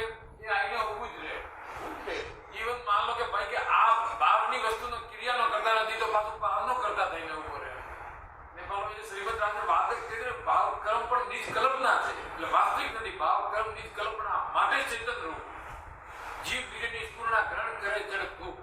આ ખાલી કલ્પના છે, એ પણ વાસ્તવિકતા નથી. ખરું. હવે એ પાછું શ્રીમદ રાજચંદ્રનો એ દાખલો મૂકો તો અક્રમનો આપણો સ્વાધ્યાય ઉડી જાય. ઉડી જાય. બરાબર છે. સાચું ને? એટલે આપણે અહીંયા તમે ઓલરેડી સભામાં આવી છે. બરાબર છે. એટલે એ રીતે હવે સ્વાધ્યાય ને બધું પુરુષાર્થનો ભાગ રહ્યો. બરાબર છે. એટલે એમાં તમારા ડે ટુ ડે લાઈફમાં તમે સંજોગોને કેવી રીતે જુઓ છો, બરાબર છે. બરાબર. કેવી રીતે માનો છો, બરાબર. કેવી ઇફેક્ટો આવે છે અંતઃસ્કરણ ઉપર, બાહ્યસ્કરણ ઉપર, એ રીતે વાર્તાલાપ કરીને એને ન્યુટ્રલાઇઝ કે બધું ક્લિયર કરવાનું. બરાબર. સાચું ને? એટલે આજે વ્યવસ્થિત શક્તિ કરતા છે એ કમિકમાં કોઈ જગ્યા છે નહીં, હતો નહીં. પણ આ કેટલી મોટી વાત, સાયન્ટિફિક સર્કમસ્ટન્સ એવિડન્સ એટલે કરતા વ્યવસ્થિત થઈ ગયું એટલે પછી હું કરતા ના આવે. હવે આ જે તમે દાખલો કહો એમાં થિયરી થાય. હવે તમારા ડે ટુ ડે લાઈફમાં જે તમે આ બોલો છો એવી રીતે નથી આવતું. બરાબર. એવું રીતે નથી આવતું. એ વર્તન જુદું છે. બરાબર છે. સાચું ને? હા. હવે વ્યવસ્થિત કરતા તો તમારા વર્તન આખા જુદા થઈ જાય. બરાબર. પણ એ વર્તન નથી આવતું એટલે ત્યાં આગળ પરફેક્ટ કરવાનો ભાગ. એટલે કઈ રીતે સાહેબ ત્યાં દરેકને જુઓ, કોઈ બી નાનો વ્યવહાર ગણે છે તો એ ખરેખર ઇફેક્ટિવ છે કે અનઇફેક્ટિવ છે? ઇફેક્ટિવ છે. ઇફેક્ટિવ છે. બરાબર. હવે ઇફેક્ટિવ છે એટલે એને અનઇફેક્ટિવ એટલે એને ન્યુટ્રલ કરવાનું, એટલે ત્યાં આગળ આ જ્ઞાન વાપરવાનું રહ્યું અને ત્યાં આગળ એનો અતિ કરવાનો ભાગ છે, એને ક્રમણ કરવાનું છે, એટલે આલોચના પ્રતિક્રમણ પ્રત્યાખ્યાન કરવાનું. એટલે આજે તમે જે વાત કહો છો કે ઇફેક્ટ ના થવી જોઈએ, એટલે ઇફેક્ટ થશે. તો કે એ એટલું બધું છે જ્યારે સંયોગ આવે. હા. હવે જ્યારે સંયોગ આવે છે તો સામાન્ય રીતે એના કોઈ પણ વ્યવહાર છે એની સામે જ્યારે બીજી સમજણ આપી છે તો એને માન્ય નથી. નથી થતું. બરાબર. વાત સમજાય કે ના સમજાય? જેમ અત્યારે આપણે ગાડીમાં જે વાત થઈ તમારી, હા. બરાબર છે. તો સમજણ જ છે એમાં તરત જ માન્ય કરવા છે, તેમ છતાં માન્ય નથી. નથી થતું. બરાબર. હવે લાગે આ બધા જે વ્યવહારો સ્થૂળ વ્યવહાર છે હા. એ સૂક્ષ્મ છે, સ્થૂળ છે. પછી તમારી સત્તામાં છે કે સત્તાની બહાર છે. સત્તાની બહાર છે. એટલે કે વિધિમાં બોલે છે ને સ્થૂળ સંયોગો, સૂક્ષ્મ સંયોગો, વાણીના સંયોગો, પર છે ને પરાધીન છે. એ જ્ઞાન મારા હૃદયને વિશે સંસ્થાપિત કરો. બરાબર છે. હવે જો નિયમિત સત્સંગમાં આવતા વિધિ કરતા હોય તો ધારો કે આવો સંજોગ બને હા. હા. તો તરત જ એ પોતે યુટર્ન લઈ લે કે ના લઈ લે? લઈ લે. પણ લેવાય છે ખરું? ના નથી લેવાતું. બોલો શું કરવાનું થાય? બરાબર છે. બરાબર છે. હા, બહુ બધું અમુક અસર સાથે બી મારી એવી ભાવના છે કે જોડે રે. હા. બરાબર. બસ એટલું હોય. તેમ છતાં વ્યવસ્થિતમાં જે હોય મને માન્ય છે. બરાબર. જુદા રહેતો માન્ય છે બરાબર. અને ભેગા રહેતો માન્ય. બરાબર છે. એવું બોલી શકાય છે ખરું? નથી બોલી શકતી. એવી શક્તિ છે. ના. હવે ત્યાં જ તમારા આલોચના પ્રતિક્રમણ પ્રત્યાખ્યાન થયું. બીજું રહ્યું તમારે મોટી વાત છે. ત્યાં રહેવાય છે. એક્ઝેક્ટ ત્યાં રહે. જ્યારે આ વસ્તુ ખબર પડે કે ભાઈ સ્થૂળ સંયોગો, સૂક્ષ્મ સંયોગો, વાણીના સંયોગો પર છે અને પરાધીન છે. હવે એ દરેક પોતાના હાથમાં કરવા જાય એટલે શું કરવાનું થાય? આ પ્રોબ્લેમ એ છે સાહેબ કે સંયોગોને હું મારી રીતે ચલાવવા જાઉં છું. હવે તમારી રીતે ફેરવા જાય એટલે ના ફેરે, એટલે કોઈ સાધુ સંત પાસે જાય એ ના ફેરે, એટલે બીજા સાધુ સંત પાસે જાય એ ના ફેરી શકે, બીજા પાસે ફર્યા કરે, ફર્યા કરે. ફરાય કરે. એટલે બહુ 6-8 મહિના જાય ને એટલે સંયોગો માત્ર વિયોગી સ્વભાવના છે જ. એટલે ત્યારે એમ ફરી ગયા હોય એટલે જો કે આપણે કોશિશ કરીએ એટલે કામ થાય. પણ કોશિશ નથી, આ વિયોગી સ્વભાવના જ છે. આપણે આમ 12 મહિના પછી આવવાના જ નથી. એટલે અહીંયા તમારે આખું આ જ્ઞાન છે કે બધું સંયોગ વિવેકી સ્વભાવના આવી વસ્તુ એને પકડવાની. હા. પણ એ ના પકડી શકે. એ વાક્ય એટલો ગજબનું છે ને એ વાક્ય સંયોગો માત્ર વિયોગી સ્વભાવના જ છે. એટલે આ એક જ વાક્ય બતાવે ગમે તેવા સંયોગો આયા છે, આમાં મારે કાંઈ કે તો કાંઈ હું મારો કોઈ પણ શક્તિની બાબતો વિયોગ તો એનો થવાનો. શું છે રવિન્દ્રભાઈ, આ તમે જે વાત કરો છો પણ કોમન જ્યારે સંજોગો છે ત્યારે આવી વસ્તુ નથી આવતી એટલે આપણે એવી રીતે વાત કરવાની. બરાબર હવે એમાં રવિન્દ્રભાઈ પણ આવી ગયા અને જયમીનભાઈ પણ આવી છે. ગયા. બરાબર છે. એટલે ત્યાં પછી એવી રીતે વાત કરીને સ્વાધ્યાય સત્સંગ આવશ્યક બને. બરાબર. આ સમજાય ને? આપણે પેલી રીતે કરીએ છીએ પણ એ તો પછી લેક્ચર ને પ્રવચન જેવું થઈ જાય. ખરી વાત છે. અને દરેકને આવું વર્તે છે. બરાબર છે. એને પૂછે તો એના ઉપર આ તમે જેવું બોલે તેવું સરસ બોલશે. બરાબર છે. પણ ઘેર જશે ને કોઈ સંજોગ બનશે ત્યારે જુદું થઈ હા, જશે. ત્યારે મતલબ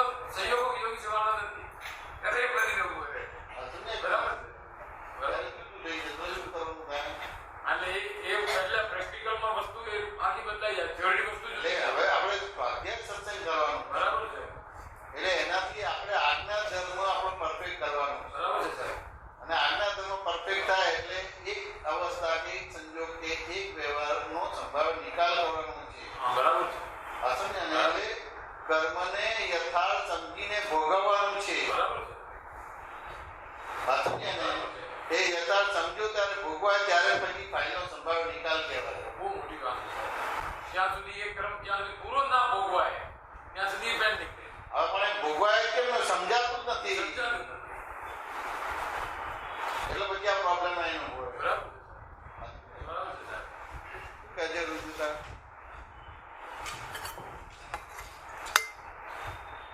આખી વાત પરથી એવું લાગે કે આપણે આ પુરુષાર્થ જોવા જાણવાને કહીએ છીએ પણ આટલું બધું જે માનેલો ભાગ છે કે હેતુ કે આશય આ રીતના છે, આ રીતની બધી રોંગ બિલીફો છે, એ ખાલી માનેલો ભાગ જ આપણને જેમ છે તેમ ના માનીએ જેમ છે તેમ જોઈએ ને તો જોવા જાણવાનો પ્રયત્ન નહીં કરવો પડે એટલે બાય પ્રોડક્શનમાં જોવાશે.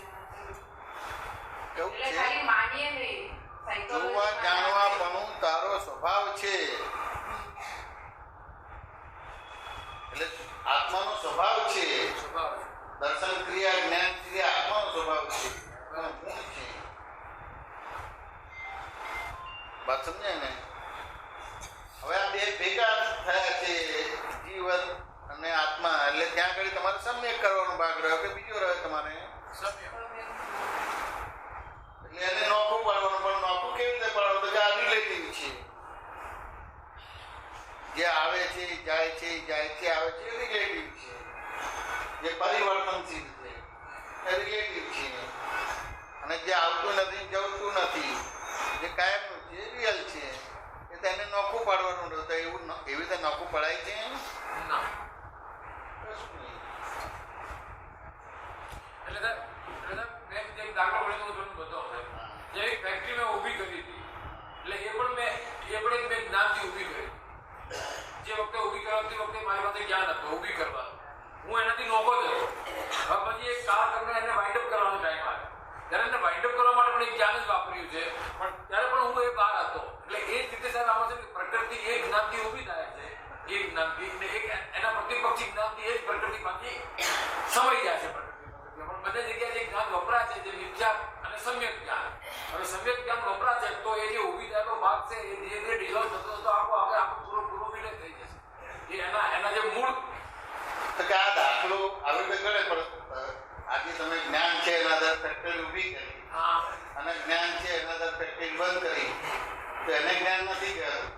હા જે ઊભી થાય ને બંધ થાય એમાં જે જ્ઞાતા દ્રષ્ટા ઊભું થાય એના આધારે આ જ્ઞાન ને કેવું જ્ઞાન થાય એને જ્ઞાન કહેવાય. હા એટલે હું એના આધારે કેવળ જ્ઞાન કેવળ જ્ઞાન થયું છે તમને? નથી થયું. તો બે ભાગમાં અજ્ઞાન જ છે. ઓહો, આ બે ભાગ અજ્ઞાન છે.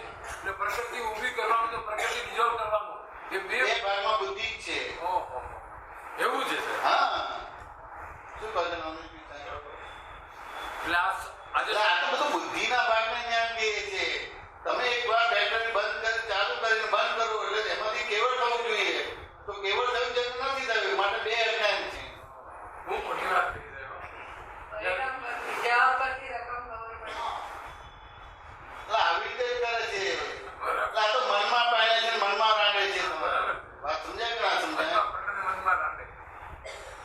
તો જ્ઞાની પુરુષના શબ્દો એટલે જગત ભોગવતું નથી, ફક્ત અપમાનના ડરથી કશું કરતો જ નથી. આ તો ખાલી ઊભું કર્યું બંધ કર્યું. આ સમજે ને? એમાં એના બધા જે જ્ઞાનના વ્યવહારો છે ને એ તો બધા લાઈવ હોય એમ તમારે. આ સમજાય ને? એ બધા જ્ઞાનીના બધા વ્યવહારો સાંભળો ને ત્યારે ખબર પડે તમારે બરાબર ડિવિઝન કેવી રીતે કરે. કેવી રીતે? પણ આપણે પછી એ જ્ઞાનીના વ્યવહાર બહાર પડે એટલે પછી આપણે એવી રીતે કરીને કરીએ. પણ એ પછી જ્ઞાન નથી ના, કહેવાય. નથી કહેવાય. એ શું જ્ઞાન કહેવાય? તમને જે સંયોગ આવ્યો અને સંયોગની અંદર તમારે આ વસ્તુ કરવાનો ભાગ રહે. વાત સમજે કે ના સમજે? બરાબર એટલે સમજવાનો ભાગ રહે. બરાબર. આ તો બધી વાતો બધી સરસ થાય. કારણ કે મનુષ્ય પણ એક મોટી સિદ્ધિ છે. ઐશ્વર્ય છે. બરાબર. એની પાસે બધા આર્ગ્યુમેન્ટ બધું બહુ જ બહુ હોય.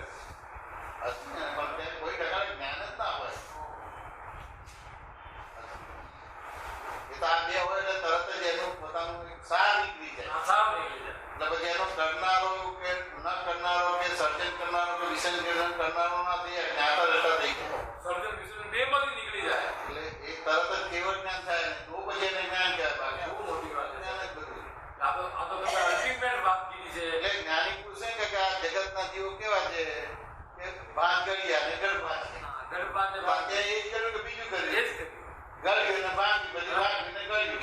તો બહુ અને એને જ્ઞાન કહે છે. વાહ. એટલે સાહેબ બહુ મોટી વાત કરી તમે કે આ સંયોગોના જ્ઞાનને જ્ઞાન તમે કહેતા જ નથી, એને અજ્ઞાન જ કહો છો. કોઈ પણ સંયોગોનું જ્ઞાન હોય એ અજ્ઞાનમાં જાય છે. એટલે હું એ તો કહું છું, જોનારો જાણનારો છે. બરાબર છે. વાંચો ને એને. બરાબર છે, જોનારો જાણનારો. એટલે એવું કહ્યું કે તમે વાત કરો છો એટલે એમાં થિયરી ક્લિયર થાય છે. બરાબર છે સાહેબ. પણ પ્રેક્ટિકલ તમે પાસ નથી ના, કરી. એ પ્રેક્ટિકલમાં એ વસ્તુ પ્રેક્ટિકલમાં તો એ તો જ્યારે ઘરે આવીએ કે ધંધો કરતા હોય, હું તમારી જોડે ધંધો કરતો બીજું કરતો, ત્યારે તમે કયો વ્યવહાર કરો છો બરાબર ત્યાં પકડાશો. ત્યાં પકડાય. બરાબર છે, દિલ થાય ત્યારે. વાત સમજાય ને? બરાબર છે. અરે એ પ્રેક્ટિકલ બધી પ્રેક્ટિકલમાં ઝીરો આવે. જીરો આવે. જીરો આવે. વાત સમજાય કે ના? બહુ મોટી વાત કરી છે તમે. આ તો કે એટલે કોઈ પણ સંયોગોનું જે જ્ઞાન છે એને તમે અજ્ઞાનમાં મૂકી દીધું. એવું છે કે આત્મા કલ્પેવો થઈ જાય એટલે અત્યારે આપણે બધા જ્ઞાની કેવી રીતે કરીએ છીએ કે ધારો કે તમે અહીંયા સત્યાસંગમાં સક્રિય છો, તમારો અમુક વિઝન છે હા, બરાબર છે.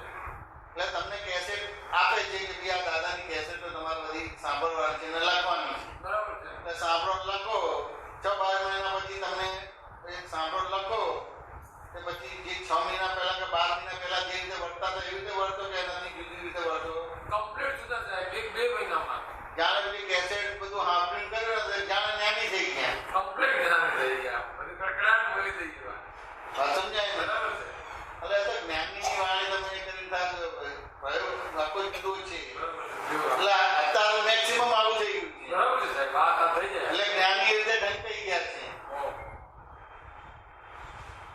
વાત સમજાય કે ના સમજાય? મેક્સિમમ આવું થઈ ગયું આવું છે. થઈ જાય. કોઈ બી કામ કરતા હોય એટલે એને ભ્રાંતિ થઈ ગઈ બધી. ઉંઘરામણી થઈ જાય. બરાબર. હવે એ નસો ઉતરવો, આ દારૂનો નસો તો પેલું પાણી નાખે ને ઉતરી જાય. આ નસો ના ઉતરે. એ ના ઉતરે સાહેબ. એ ના ઉતરે. હવે આવા બધા ટેપો બધા કેટલાય છે. બહુ છે. એ બધા ચારિત્રમો વાળા છે. મરેલો ભાગ છે. તેમ છતાં એમાંથી એટલે કે ને કે આ પોતાપણું છે એ કાઢવું એટલું સરળ છે ને એટલું અઘરું એ છે. હા સાહેબ. એ સાહેબ હું રિક્વેસ્ટ કરું એ સરળ કઈ રીતે છે એટલે તમે જે પ્રશ્ન પૂછ્યો તો સરળ કેવી રીતે એટલે કરવાની રીતે પૂછ્યું તો કરવાનો ભાગ જ નથી. તમારે આવવાનું, બેસવાનું, સાંભળવાનું, કંઈક પૂછવાનું મૂંઝવણ થાય એટલે પૂછવાનું બરાબર. અને એમાં તમારે સમાધાન મળે એટલે સારું પડી જાય. બસ આટલું, બીજું કશું કરવાનું નહીં. તમે એવી રીતે પૂછ્યો કે હું જઈને પૂછી લઉં, પછી સમજી લઉં, પછી ઘેર જઈને કરું. ના, એવી રીતે નથી. કરવાનો ભાગ નથી. કરવાનો ભાગ જ નથી. મતલબ એ જેમ કે કાર્યક્રમોમાં જેમ છે મને અમુક બાબતનું જ્ઞાન છે. માન લો ગાડી ચલાવવાનું જ્ઞાન છે. બરાબર. હવે ગાડી ચલાવવાનું એટલે ખાલી ચલાવવાનું નથી, એની અંદર અમુક ફોલ્ટ થાય ને એ બધું જ્ઞાન છે. બરાબર. તો હવે આ જે મને આમ એક ગર્વ વર્ષને ઈગો ઉભો થાય કે જો આ જ્ઞાન ઉપર મને આમ ઘમંડ છે, તો એને કઈ રીતે સોલ્વ કરવું? આ જ્ઞાન મને આ બધા જ્ઞાન છે પણ આ દરઅસલ જ્ઞાન નથી. એટલે હું એ જ કહું છું કે જેમ કે આ બધું ક્રિયા થાય તો ક્રિયા ચલો મારી નથી, પણ આ ક્રિયાની અંદર જે જ્ઞાન છે ગાડી ચલાવવાનું જ્ઞાન, એ પતલી ગળી હોય, ગમે તેવી હોય, રિવર્સ લેવી હોય તો અથડાય ત્યાં બધું આખું. હવે ખરેખર એ જે જ્ઞાન છે ને એટલે આ જ્ઞાન મારું છે કે નથી એમ. કે આને તમારું જ્ઞાન કેવું કે તમે એને જોનારો અને જાણનારો એ તમારો ભાગ, બીજો કોઈ બી તમારો ભાગ નહીં. એટલે આ જ્ઞાનને પણ જોવાનું અને જાણવાનું મારું ભાગ. એ તમારો ભાગ, બીજો કોઈ બી તમારો તો ભાગ. પછી આ જ્ઞાન કોનો સાહેબ? એટલે કશું નહીં. એ તો સંયોગો આવે ને જાય તમારે. એ બધા અન્વય ગુણો આપણે પેલા વ્યતિરેક ગુણો કહેવાય. અચ્છા, આ વ્યતિરેક ગુણનું જ્ઞાન છે. વ્યતિરેક હા. હા. એટલે આ મૂળ મારું જ્ઞાન નથી. ઓહો, બહુ મોટી વાત થઈ છે આ તો. એટલે બહુ ગજબની વાત કરી. હવે આ વ્યતિરેક ગુણનું મારે એક જણનો બહુ મોટો પ્રોબ્લેમ થયો હતો. મેં વ્યતિરેક ગુણની વાત કરી. એ અમુકને સમજાવ્યું, અમુકને ના સમજાવ્યું. હવે આ વ્યતિરેક ગુણો છે, આ બધા જે સમજાય તો તમને રાગદ્વેષ બંધ થઈ જાય. એટલે સાહેબ બહુ મોટી વાત કરી. તમે જો આમ કીધું હોત ને કે ભાઈ આ જડનું જ્ઞાન છે તો મને તો નીકળ પડે કે જડમાં જ્ઞાન ના હોઈ શકે ક્યારે પણ આપણે વ્યતિરેક કીધું ને એટલે હું એક્ઝેક્ટ મતલબ આમ આ જડને ચેતનને ભેગા થવાથી જે ઊભું થયો છે એટલે વ્યતિરેક ગુણો છે બધા. એટલે વિશેષ જ્ઞાન જે છે એ ખરેખર મારું નથી. તમારું એ સામેનો સંયોગ છે એના આધારે જ ઊભું થયો છે. એને જ્ઞાનનો કરતા હું નથી, ભોગતા હું નથી. એ જો સંયોગ ઉડી જશે એના જ્ઞાતા દર્શાવવાનું છે. બહુ મોટી વાત કરી સાહેબ. જ્ઞાન ક્રિયાના કરતા થવાનું છે અને અજ્ઞાન ક્રિયાના જ્ઞાતા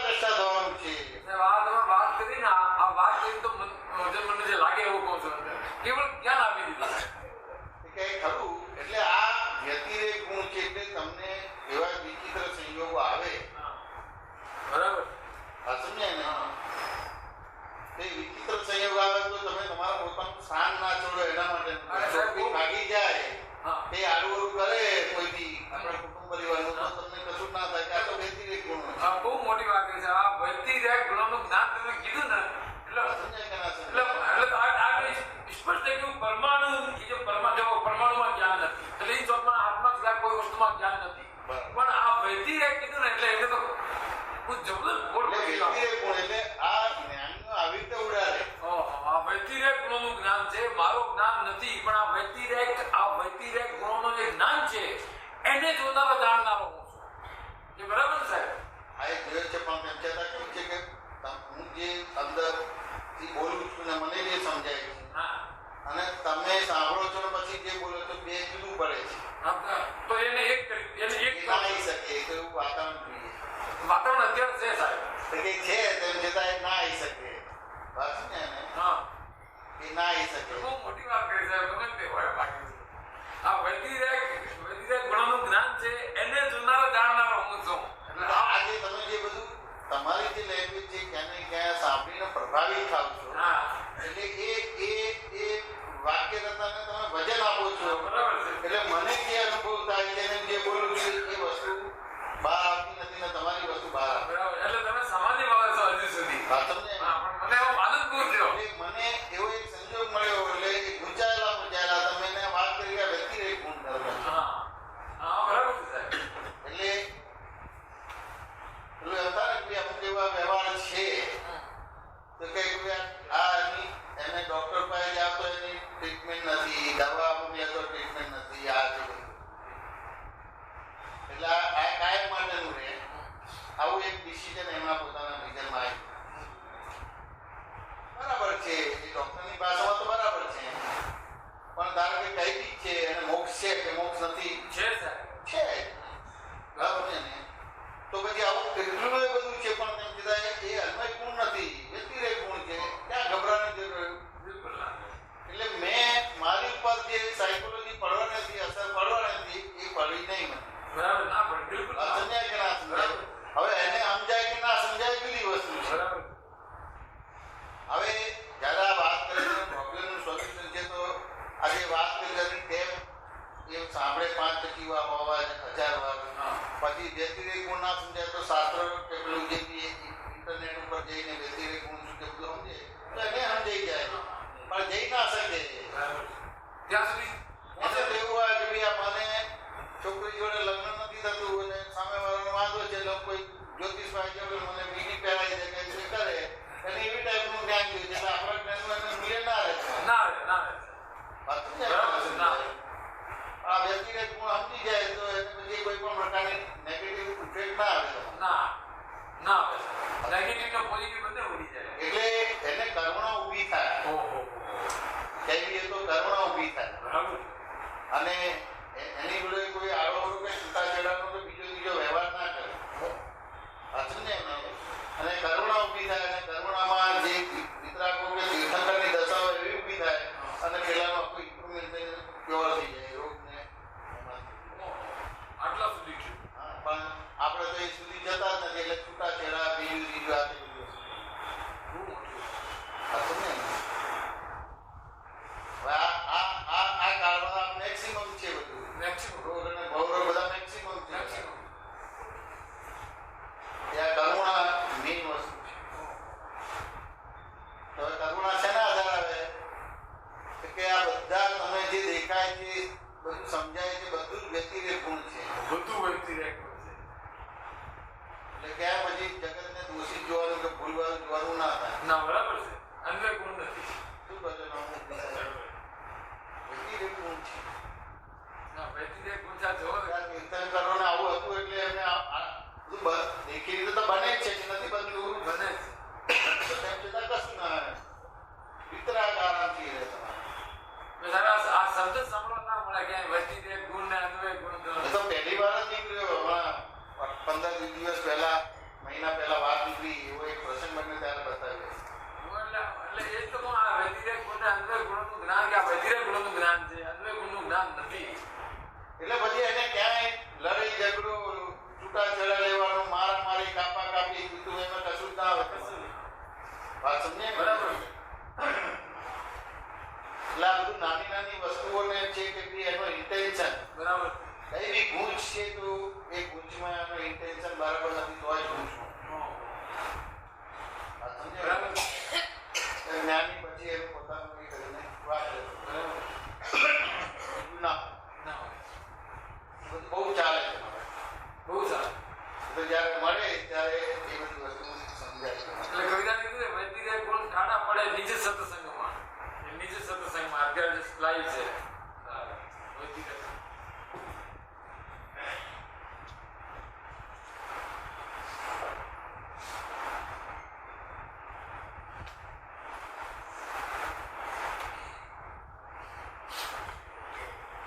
છૂટા છે જુદા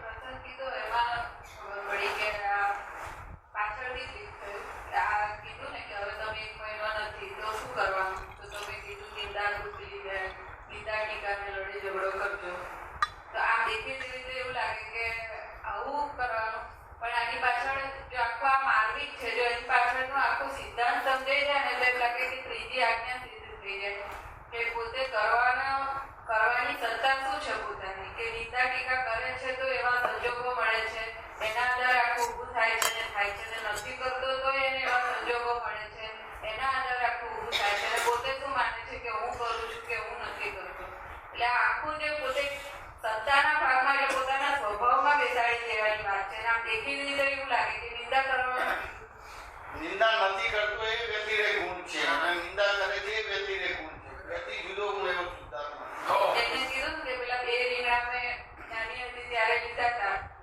તો તમે કીધું કે આખું ખેતર લઈ લેજો પણ એ પોતે લઈ જ નહીં શકે કારણ કે એને એવા સંજોગ મળવા ના મળવા એના નાના વાક્યો એટલા મોટા મેસેજ આપે છે કે અનંત અવતાર તમને ભટકાવનાર કર્મથી મુક્ત કરે છે અને તરત જ આખું તમારો ઐશ્વર્ય છે તમારો આત્મા ખુલ્લો થઈ જાય અનંત ઐશ્વર્ય ખુલ્લું થઈ જાય. આ સમજે ને હવે તેમ છતાં એ પ્રશ્ન કેવી રીતે પૂછેલો હતો કે એ દ્રવ્ય માટેનું શું પૂછ્યું હતું પરદ્રવ્ય એટલે શું પરદ્રવ્ય અને સ્વદ્રવ્ય હતા નવનીતજી સાહેબ હા એટલે કે એ રીંગણ પરદ્રવ્ય કહેવાય. એટલે પરદ્રવ્ય અને સ્વદ્રવ્ય એટલે મેં બે તો પંડિતને પૂછવું પડે એટલે નવનીતજી સાહેબ હતા ધીરુભાઈ હતા એટલે એ પરદ્રવ્ય સ્વદ્રવ્ય હવે પ્રોબ્લેમ બીજો છે જો પ્રશ્ન આવે તો પૂછાય ને પછી એને પરદ્રવ્યની પરિભાષા આપી કે ભાઈ હું જઈને એને પરદ્રવ્ય કહેવાય અને હું સિદ્ધાર્થમાં કે સ્વદ્રવ્ય કહેવાય તો એ જવાબ તેમને સેટલ ના થાય એટલે પછી એમને પોલ પાડ્યો કે નાની હતી ને મને બધું દેખાવ્યું એમ છે કે નાના હતા ગામડે રહેતા હતા તો બધે ખેતરમાં ફરવા જાય એ ખેતરમાં ગયા તો 2 રીંગણા લઈને આવી હતી એમને પછી પેલા મા બાપ મંદિરમાં લઈ જાય પછી નિયમિત આપણે મંદિરની બહાર પેલા ભંડાર ઉપર પૈસા પડેલા આવે તો એ ગજવામાં મૂકી દીધા હવે એને એક વાર દ્રવ્ય અને જેના આપણે પરદ્રવ્ય સ્વદ્રવ્ય જો ક્યાંથી કામ પાસ થતા આ કયું કરવાનું થાય પાસ મેસેજ પાસ ના કરે એટલે આ પરદ્રવ્ય છે અને તમે કહો કે આ રવિન્દ્ર પરદ્રવ્ય છે તો શુદ્ધાત્મા સ્વદ્રવ્ય છે એટલે પછી આ કીધું એટલે કે આ બધું મેં કોઈ 2 રીંગણાની આખું ખેતર જ થઈ ગયું છે ને કે એ એવી સમજણ હતી એના આધારે એમ થાય કે ભાઈ આ 2 રીંગણા લઈ લઈએ આ છે કઈ હતી કે હું જઈને ચોવી લી બધી એના આધારે થયું હવે શુદ્ધાત્મા થઈ ગયા હવે તમારે લેવાય તો નહીં લેવાય તો શું કામ તમે તમારી પર આરોપ કરો છો કે હું આ પરદ્રવ્ય લીધું કામ છે તમે જાણો ને કોને આ ચોરી કરીને કોને ચોરી નથી કરી બે વ્યતિરેક ગુણ છે એ પોતાના ગુણ છે સાયકોલોજીમાંથી બહાર આ સાયકોલોજીમાંથી બહાર કાઢે સાયકોલોજીમાંથી બહાર કાઢે જ્ઞાતા દ્રષ્ટા પણ ઉભું થયું તમારું વ્યક્તિ બહુ મોટી વાત. ને હું સાવકાર છું એ સાયકોલોજીમાંથી બહાર કાઢે કે શુભનો કરતા આ સુભાષિત કર્મ થયું તમારે બરાબર શુભાશુભ થઈ. આ સમજે ને હવે આ આક્રમણને આવી રીતે કરીને કરે છે શું કરવાનું થાય બરાબર છૂટ આપી છે ને ના અને છૂટ આપે તો એ કરી શકશે ખરું ના નહીં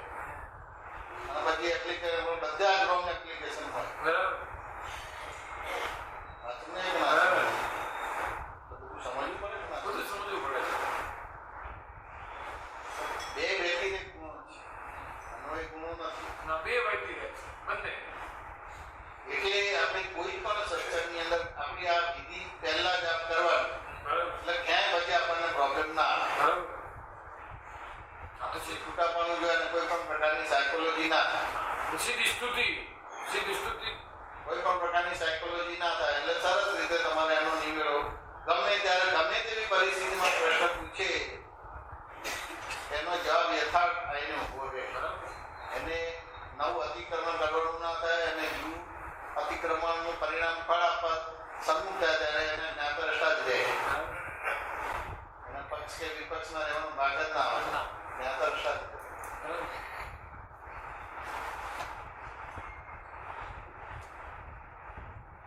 પછી એવો પ્રશ્ન થયો કે એને સંજોગો ઊભા થાય છે એના આધારે થાય છે અને માને છે કે હું કરું છું, મેં નિંદા કરી કે મેં ના કરી, પણ એ સંજોગ એને મળ્યા શું કામ? તો એને પોતાનો કંઈક પૂર્વે એવો ભાવ હશે કે રોંગ બિલીફ હશે કે કંઈ અજ્ઞાન હશે, એના આધારે જ એને નિંદાના સંજોગો ભેગા થયા ને. જ્ઞાન ખરું ને, એટલે એને ત્યાં સુધી તો પહોંચવું પડશે ને પોતાને. પહોંચવું પડે. એટલે મેં કર્યું એ આરોપણમાંથી બહાર નીકળવાનું છે, પણ છેલ્લે આ રૂટકો સુધી પણ જવાનું છે ને. આ જવાનું છે ને, એટલે ત્યાં આગળ એને વાર્તાલાપ કરવાનો એક અવકાશ, સ્પેસ મળી જાય. એટલે તરત જ એને શું કરવાનું બધું આપી દેવાય. એટલે ભૂલ ક્યાં થાય છે કે મેં ચોરી કરી એની સાયકોલોજીમાં રહેવાય છે. ચોરી થઈ સંજોગોના દબાણથી થઈ, પણ એ ચોરીના સંજોગો શું કામ ભેગા થાય? તો એના રૂટકો સુધી જઈને એનો ભાગાકાર થાય તો એ સાયકોલોજી પણ ના રહે ને કર્મ બી આખું ભોગવાઈને ઉડી જાય. હોઈ જાય. એટલે એનું મિનિંગ એવું છે કે અત્યારે આપણે અહીંયા પ્રતિનિધિ ભરત ક્ષેત્રમાં જન્મ ક્યાં છે કે કર્મ ભોગવતા જ નથી, અજ્ઞાનને જ્ઞાન માનીએ છીએ. એટલે જે બી કર્મ તમને ખાલી થવા માટે આવે છે, નિર્જર હોવા માટે આવે છે, ત્યાં ઘડી તમારું એપ્લિકેશન રોંગ થાય છે. એટલે એ કર્મ તો નીકળે છે પણ બીજું કર્મ બંધ પડે છે. અને તમારું દર્શન જ્ઞાન ચોખ્ખું થાય એટલે કર્મ ભોગવાય અને પછી ફાઇલો સંભાળ નિકાલ થાય. એટલે આ બધું આજ્ઞા ધર્મ તમારે પડાય, તમારે આજ્ઞા ધર્મમાં રહ્યા તમારે તો કે જ્ઞાન ક્રિયાના કરતા બનો છો ને અજ્ઞાન ક્રિયાના જ્ઞાતા દ્રષ્ટા બનો છો. એનું પરિણામ શું છે કે કેવળ જ્ઞાન.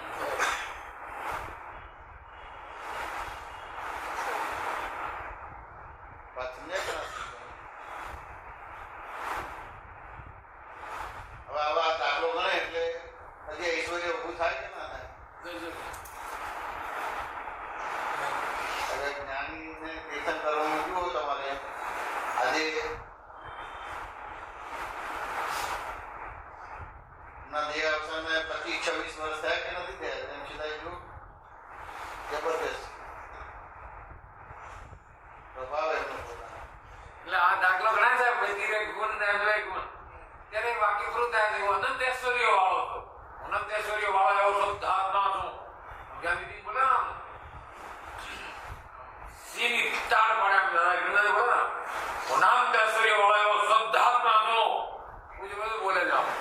આ દાદાને તો વાત જ જુદી. એમને તો 80 વર્ષે તમારે જો તો સિંહ ગરજ ના જાય, હા છોટા શિયાળો ભાગી જાય તમારે. એટલે ત્યારે જેમ જ્ઞાનીજી આમ આવું આમ જોઈને બોલતા હોય ને દેખાતું હોય આવી રીતે બોલે.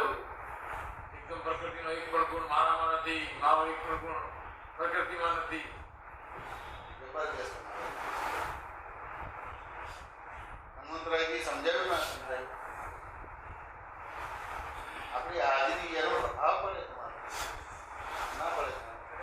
એટલે આને વૈદિક ગુણની વાત નીકળી ને બહુ ગજબની વાત નીકળી. બહુ મોટું છે. કેમ કે આમાં શું છે કે બધી જડ એની જગ્યાએ છે, ચેતન એની જગ્યાએ છે. વૈદિક વસ્તુ છે ને ત્યાં થોડો આ વ્યતિરેક હું સમજતો નતો કેટલાય તમારે ફાયદોનો સંભાળ નિકાલ થઈ જશે. થઈ પણ એની બધી બહુ લિંક કરવી પડે બહુ છે. link વાતો બહુ જરૂરી છે. બહુ લિંક કરે. અને બહુ નદીનો પ્રવાહ હોય ને એવી રીતે વાતો કરવી પડે. હા ક્યાંય પ્રભાવિત કે ઇમોશનલ કે ક્યાંય એને બહુ સરસ કરી તો વિષય નહીં ખોટો નહીં. થાય. આ ઇન્સ્ટન્ટ બને છે. હા હું એ તૈયાર થઈને આવતો નથી. ના બિલકુલ નહીં. સહેજ બોલશો એટલે એ વિષય આગળ નીકળી જશે. આગળ. જવાબ જે એકદમ સરળ આવવો જોઈએ સરળ નહીં આવે. બરાબર બરાબર. વાંચું ને ઘણા. એટલે બહુ જ એને જ્યાં સુધી અમુક વસ્તુ ના બને એટલે ધારો કે કોઈ ગીતકાર છે અને ગીત લખે છે, પછી એને ગાવાનું છે, એનો રાગ બનાવે છે, પછી એને સંગીત આપવાનું છે, એ બધી વસ્તુમાં એક શરૂઆતના ભાગમાં એ નોર્મલ જ હોય. નોર્મલ. બરાબર. હતો ને એમ. એટલે એમાં પછી સુધારો વધારો પણ થાય. એક ગીત લખ્યું તો એમાં કંઈક એડ કરવાનું, માઇનસ કરવાનું, બધી વસ્તુ હોય. બરાબર છે. એવી રીતે ગાય તો ગાનારને છે જ અનુકૂળ ના પડે. રાગનું એ તો એમાં ફેરફાર કરે. બરાબર. એવી રીતે મ્યુઝિક હોય, બધી વસ્તુ. બરાબર છે. પણ એ જ્યારે કરતા ત્યારે એ નોર્મલ જ હોય. એ હા. કામ હોય. ના, હાવ normal. normal. સાવ સામાન્ય હોય. એમાં આખી પિક્ચર બનાવે છે ને, હાવ સામાન્ય હોય, બનાવે છે 20 કલાકની. પછી આમાંથી કાપી 3 વાળી કલાકમાં લાઈને હા, એ જુદી વસ્તુ છે. હા એ વસ્તુ જુદી છે. હા એ નોર્મલ હોય. હા અને પછી એનું પરફેક્ટ બને એટલે એ શબ્દો અને પછી એનો રાગ છે એટલે એ બોલવાનો ભાગ હા અને મ્યુઝિક છે એ બધું જ એનું પ્રાસ બેસે ત્યાર પછી એ ગવાય. બરાબર છે. અને ગવાય ને પછી એ 2 જણાને સંભળાવે, 3 જણાને સંભળાવે હા હા હા ત્યાર પછી એ બહાર પડે તમારે. હા બરાબર છે. પછી વાત. બહાર પડે ત્યારે પછી સુપર હિટ થઈ જાય. બરાબર એ બધા વાર્તાલાપોમાં પણ એવી છે. ઓહો. હતું ને. બરાબર. જે તમારું પેલું જાય તો એ વિષય આખો એ રહે. વિશે બદલાય. એ બધા જે સરળ શબ્દો આવવા જોઈએ એના બદલે એ હોય અથવા તો એના ટેપ એટલે વ્યવહારમાં પણ ધારો કે આપણે અત્યારે જે બોલીએ છીએ હા એમાં અમુક વસ્તુ સમજાય ને ના સમજાય. બરાબર. અને કલાકાર બોલે છે તો એને એવી ટ્રેનિંગ આપેલી હોય હા કે તમારે બોલવાનું હોય તો ધારો કે 1 સેકન્ડ કે 2 સેકન્ડ કે 5 સેકન્ડમાં કેટલા શબ્દો બોલવાના કે કેટલા અક્ષર બોલવાના એની ટ્રેનિંગ હોય તો જ એનો ઇકો કે અવાજ આવે. હા બરાબર. આવું બોલવાનું હોય. તમને એમ. બરાબર. અને તમે તો એનો ફ્લુઅન્ટલી બોલી નાખો કેમનું આવે તમારે ના perfect ના આવે તમારે આવે તમારે બરાબર ના આવે. એટલે આખી ટ્રેનિંગ બેસાડવી પડે. એ તમે પેલા અમિત સાહાનીને સાંભળેલા ના નથી સાંભળ્યું. એન્કર હતા સાહાન બહુ સારો એનાઉન્સર હતો. એની છે સ્પષ્ટ સંભળાય. એ તો ઇન્ટરનેટ ઉપર એનું નામ એ કરશો તો એક મળશે એની સ્વીટનેસ. અને તમે એટલે બોલતા નથી ઘણી બધી વસ્તુ એ શું બોલ્યા એ સંભળાય જ નહીં આપણને. બરાબર છે. આખો મતલબ ઉડી જાય બાપ. જે તાલમેલ જે ટ્યુનિંગ બેસવી જોઈએ એ ટ્યુનિંગ મેચ ના થાય એટલે મૂળ વસ્તુ જે છે ઠેઠ સુધી ના પહોંચાય. એટલે હવે ધારકા ઇન્ટરનેટ ઉપર છે પણ આ વિડીયો કોન્ફરન્સ થાય અમારે હા અમેરિકા વાળા જોડે, જર્મની, કેનેડા વાળા જોડે તો આપણે જેમાં ઉતાવળથી બોલે જ ના ચાલે. ધીમે ધીમે બોલવું પડે. બરાબર. નહીં તો પછી અમુક શબ્દો તમારે દબાઈ જાય અથવા તો એનું ફરક ખ્યાલ ના આવે. આ દબાઈ જાય ને કાં મતલબ જોરથી આવી જાય.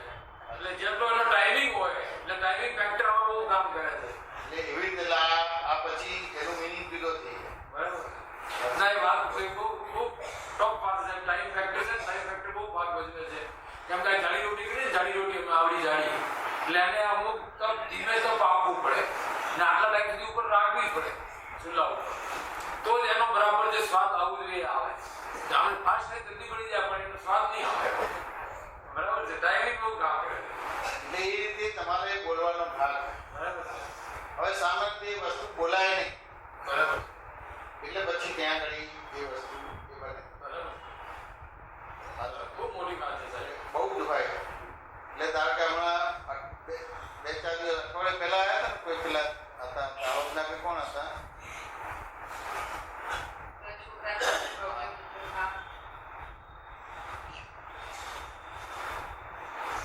એને અમુક પ્રશ્નો પૂછ્યું તે પ્રશ્નોની જગ્યાએ કંઈક બીજો જ જવાબ આપે.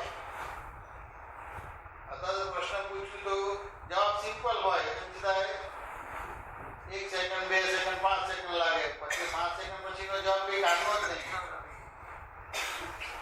વાત નહીં કરા. બરાબર. આ બધી વસ્તુ બહુ સમજવી પડે કે ના સમજવી બહુ પડે. સમજવી પડે. બહુ સમજવી. સત્તા ઉપર વાત નીકળી ને કે પોતાની સત્તા શું છે, શું કરી શકે છે. આજે સવારે એક વાંચવાનું થયું આપતસૂત્રને રિલેટેડ કે દાદાનું કે ક્રિયા માત્ર પરસત્તા છે, ક્રિયાનું જ્ઞાન પણ પરસત્તા છે. જે ક્રિયાને જાણે છે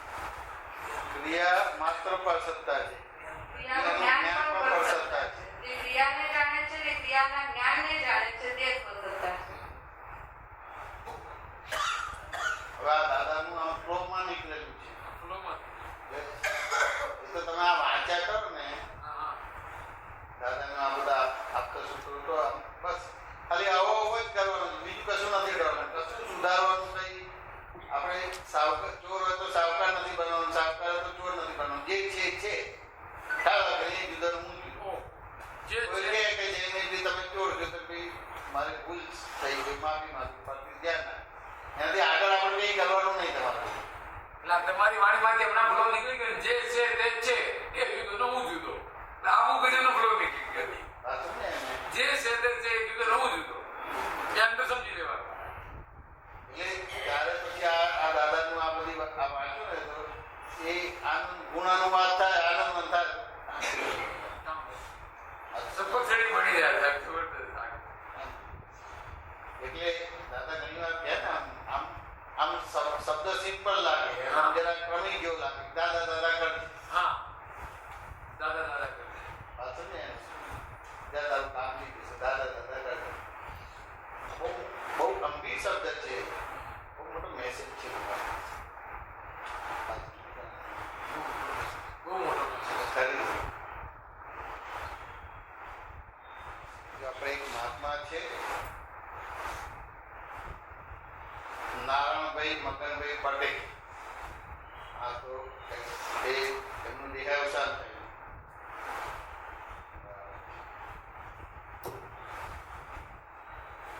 આપણે એમના માટે વિધિ કરીશું. ક્યારે બેસવા જઈએ? શનિવારે બીજી તારીખે. આપણે અહીંયા નિયમિત સત્સંગ આવતા હતા. ગુરુવારના રવિવારના કીર્તનના ભાગમાં નિયમિત આવતા હતા. જય સચ્ચિદાનંદ. જય સચ્ચિદાનંદ. નમો વિતરાગાય, નમો વિતરાગાય, નમો હરિહંતાણમ, નમો હરિહંતાણમ, નમો સિદ્ધાણમ, નમો સિદ્ધાણમ, નમો આયરિયાણમ, નમો આયર્યાણમ, નમો વત્સાયાણમ, નમો વજ્જાયાણમ, નમો વૈ સબ્બસાવનમ, નમો લોહિતસંવત્સાણમ, એસો પંચનમુક્કારો, હરિસો પંચનમુક્કારો, સપ્પાપણાસમ, સપ્પપાપનાશનો, મંગલાણમ ચ સબ્બૈસી, મંગળાનંદ સપ્પેશી, પરમં અવૈ મંગલમ. પરમં હવૈ મંગલમ. ઓમ નમો ભગવતે વાસુદેવાય, ઓમ નમો ભગવતે વાસુદેવાય, ઓમ નમઃ શિવાય, ઓમ નમઃ શિવાય, જય સચ્ચિદાનંદ. જય સચ્ચિદાનંદ. પ્રત્યેક દાદા ભગવાનની સાક્ષીએ પ્રત્યેક દાદા ભગવાનની સાક્ષીએ વર્તમાને મહાવિધિ ક્ષેત્રમાં વિચરતા વર્તમાને મહાદેવ ક્ષેત્રમાં વિચરતા તીર્થંકર ભગવાન શ્રી શિમંદર સ્વામીને તીર્થંકર ભગવાન શ્રી શિવંકર સ્વામીને અત્યંત ભક્તિપૂર્વક નમસ્કાર કરું છું. અત્યંત ભક્તિપૂર્વક નમસ્કાર કરું છું. પ્રત્યેક દાદા ભગવાનની સાક્ષીએ પ્રત્યેક દાદા ભગવાનની સાક્ષીએ વર્તમાને મહાવિધિ ક્ષેત્ર તથા અન્ય ક્ષેત્રોમાં વિચરતા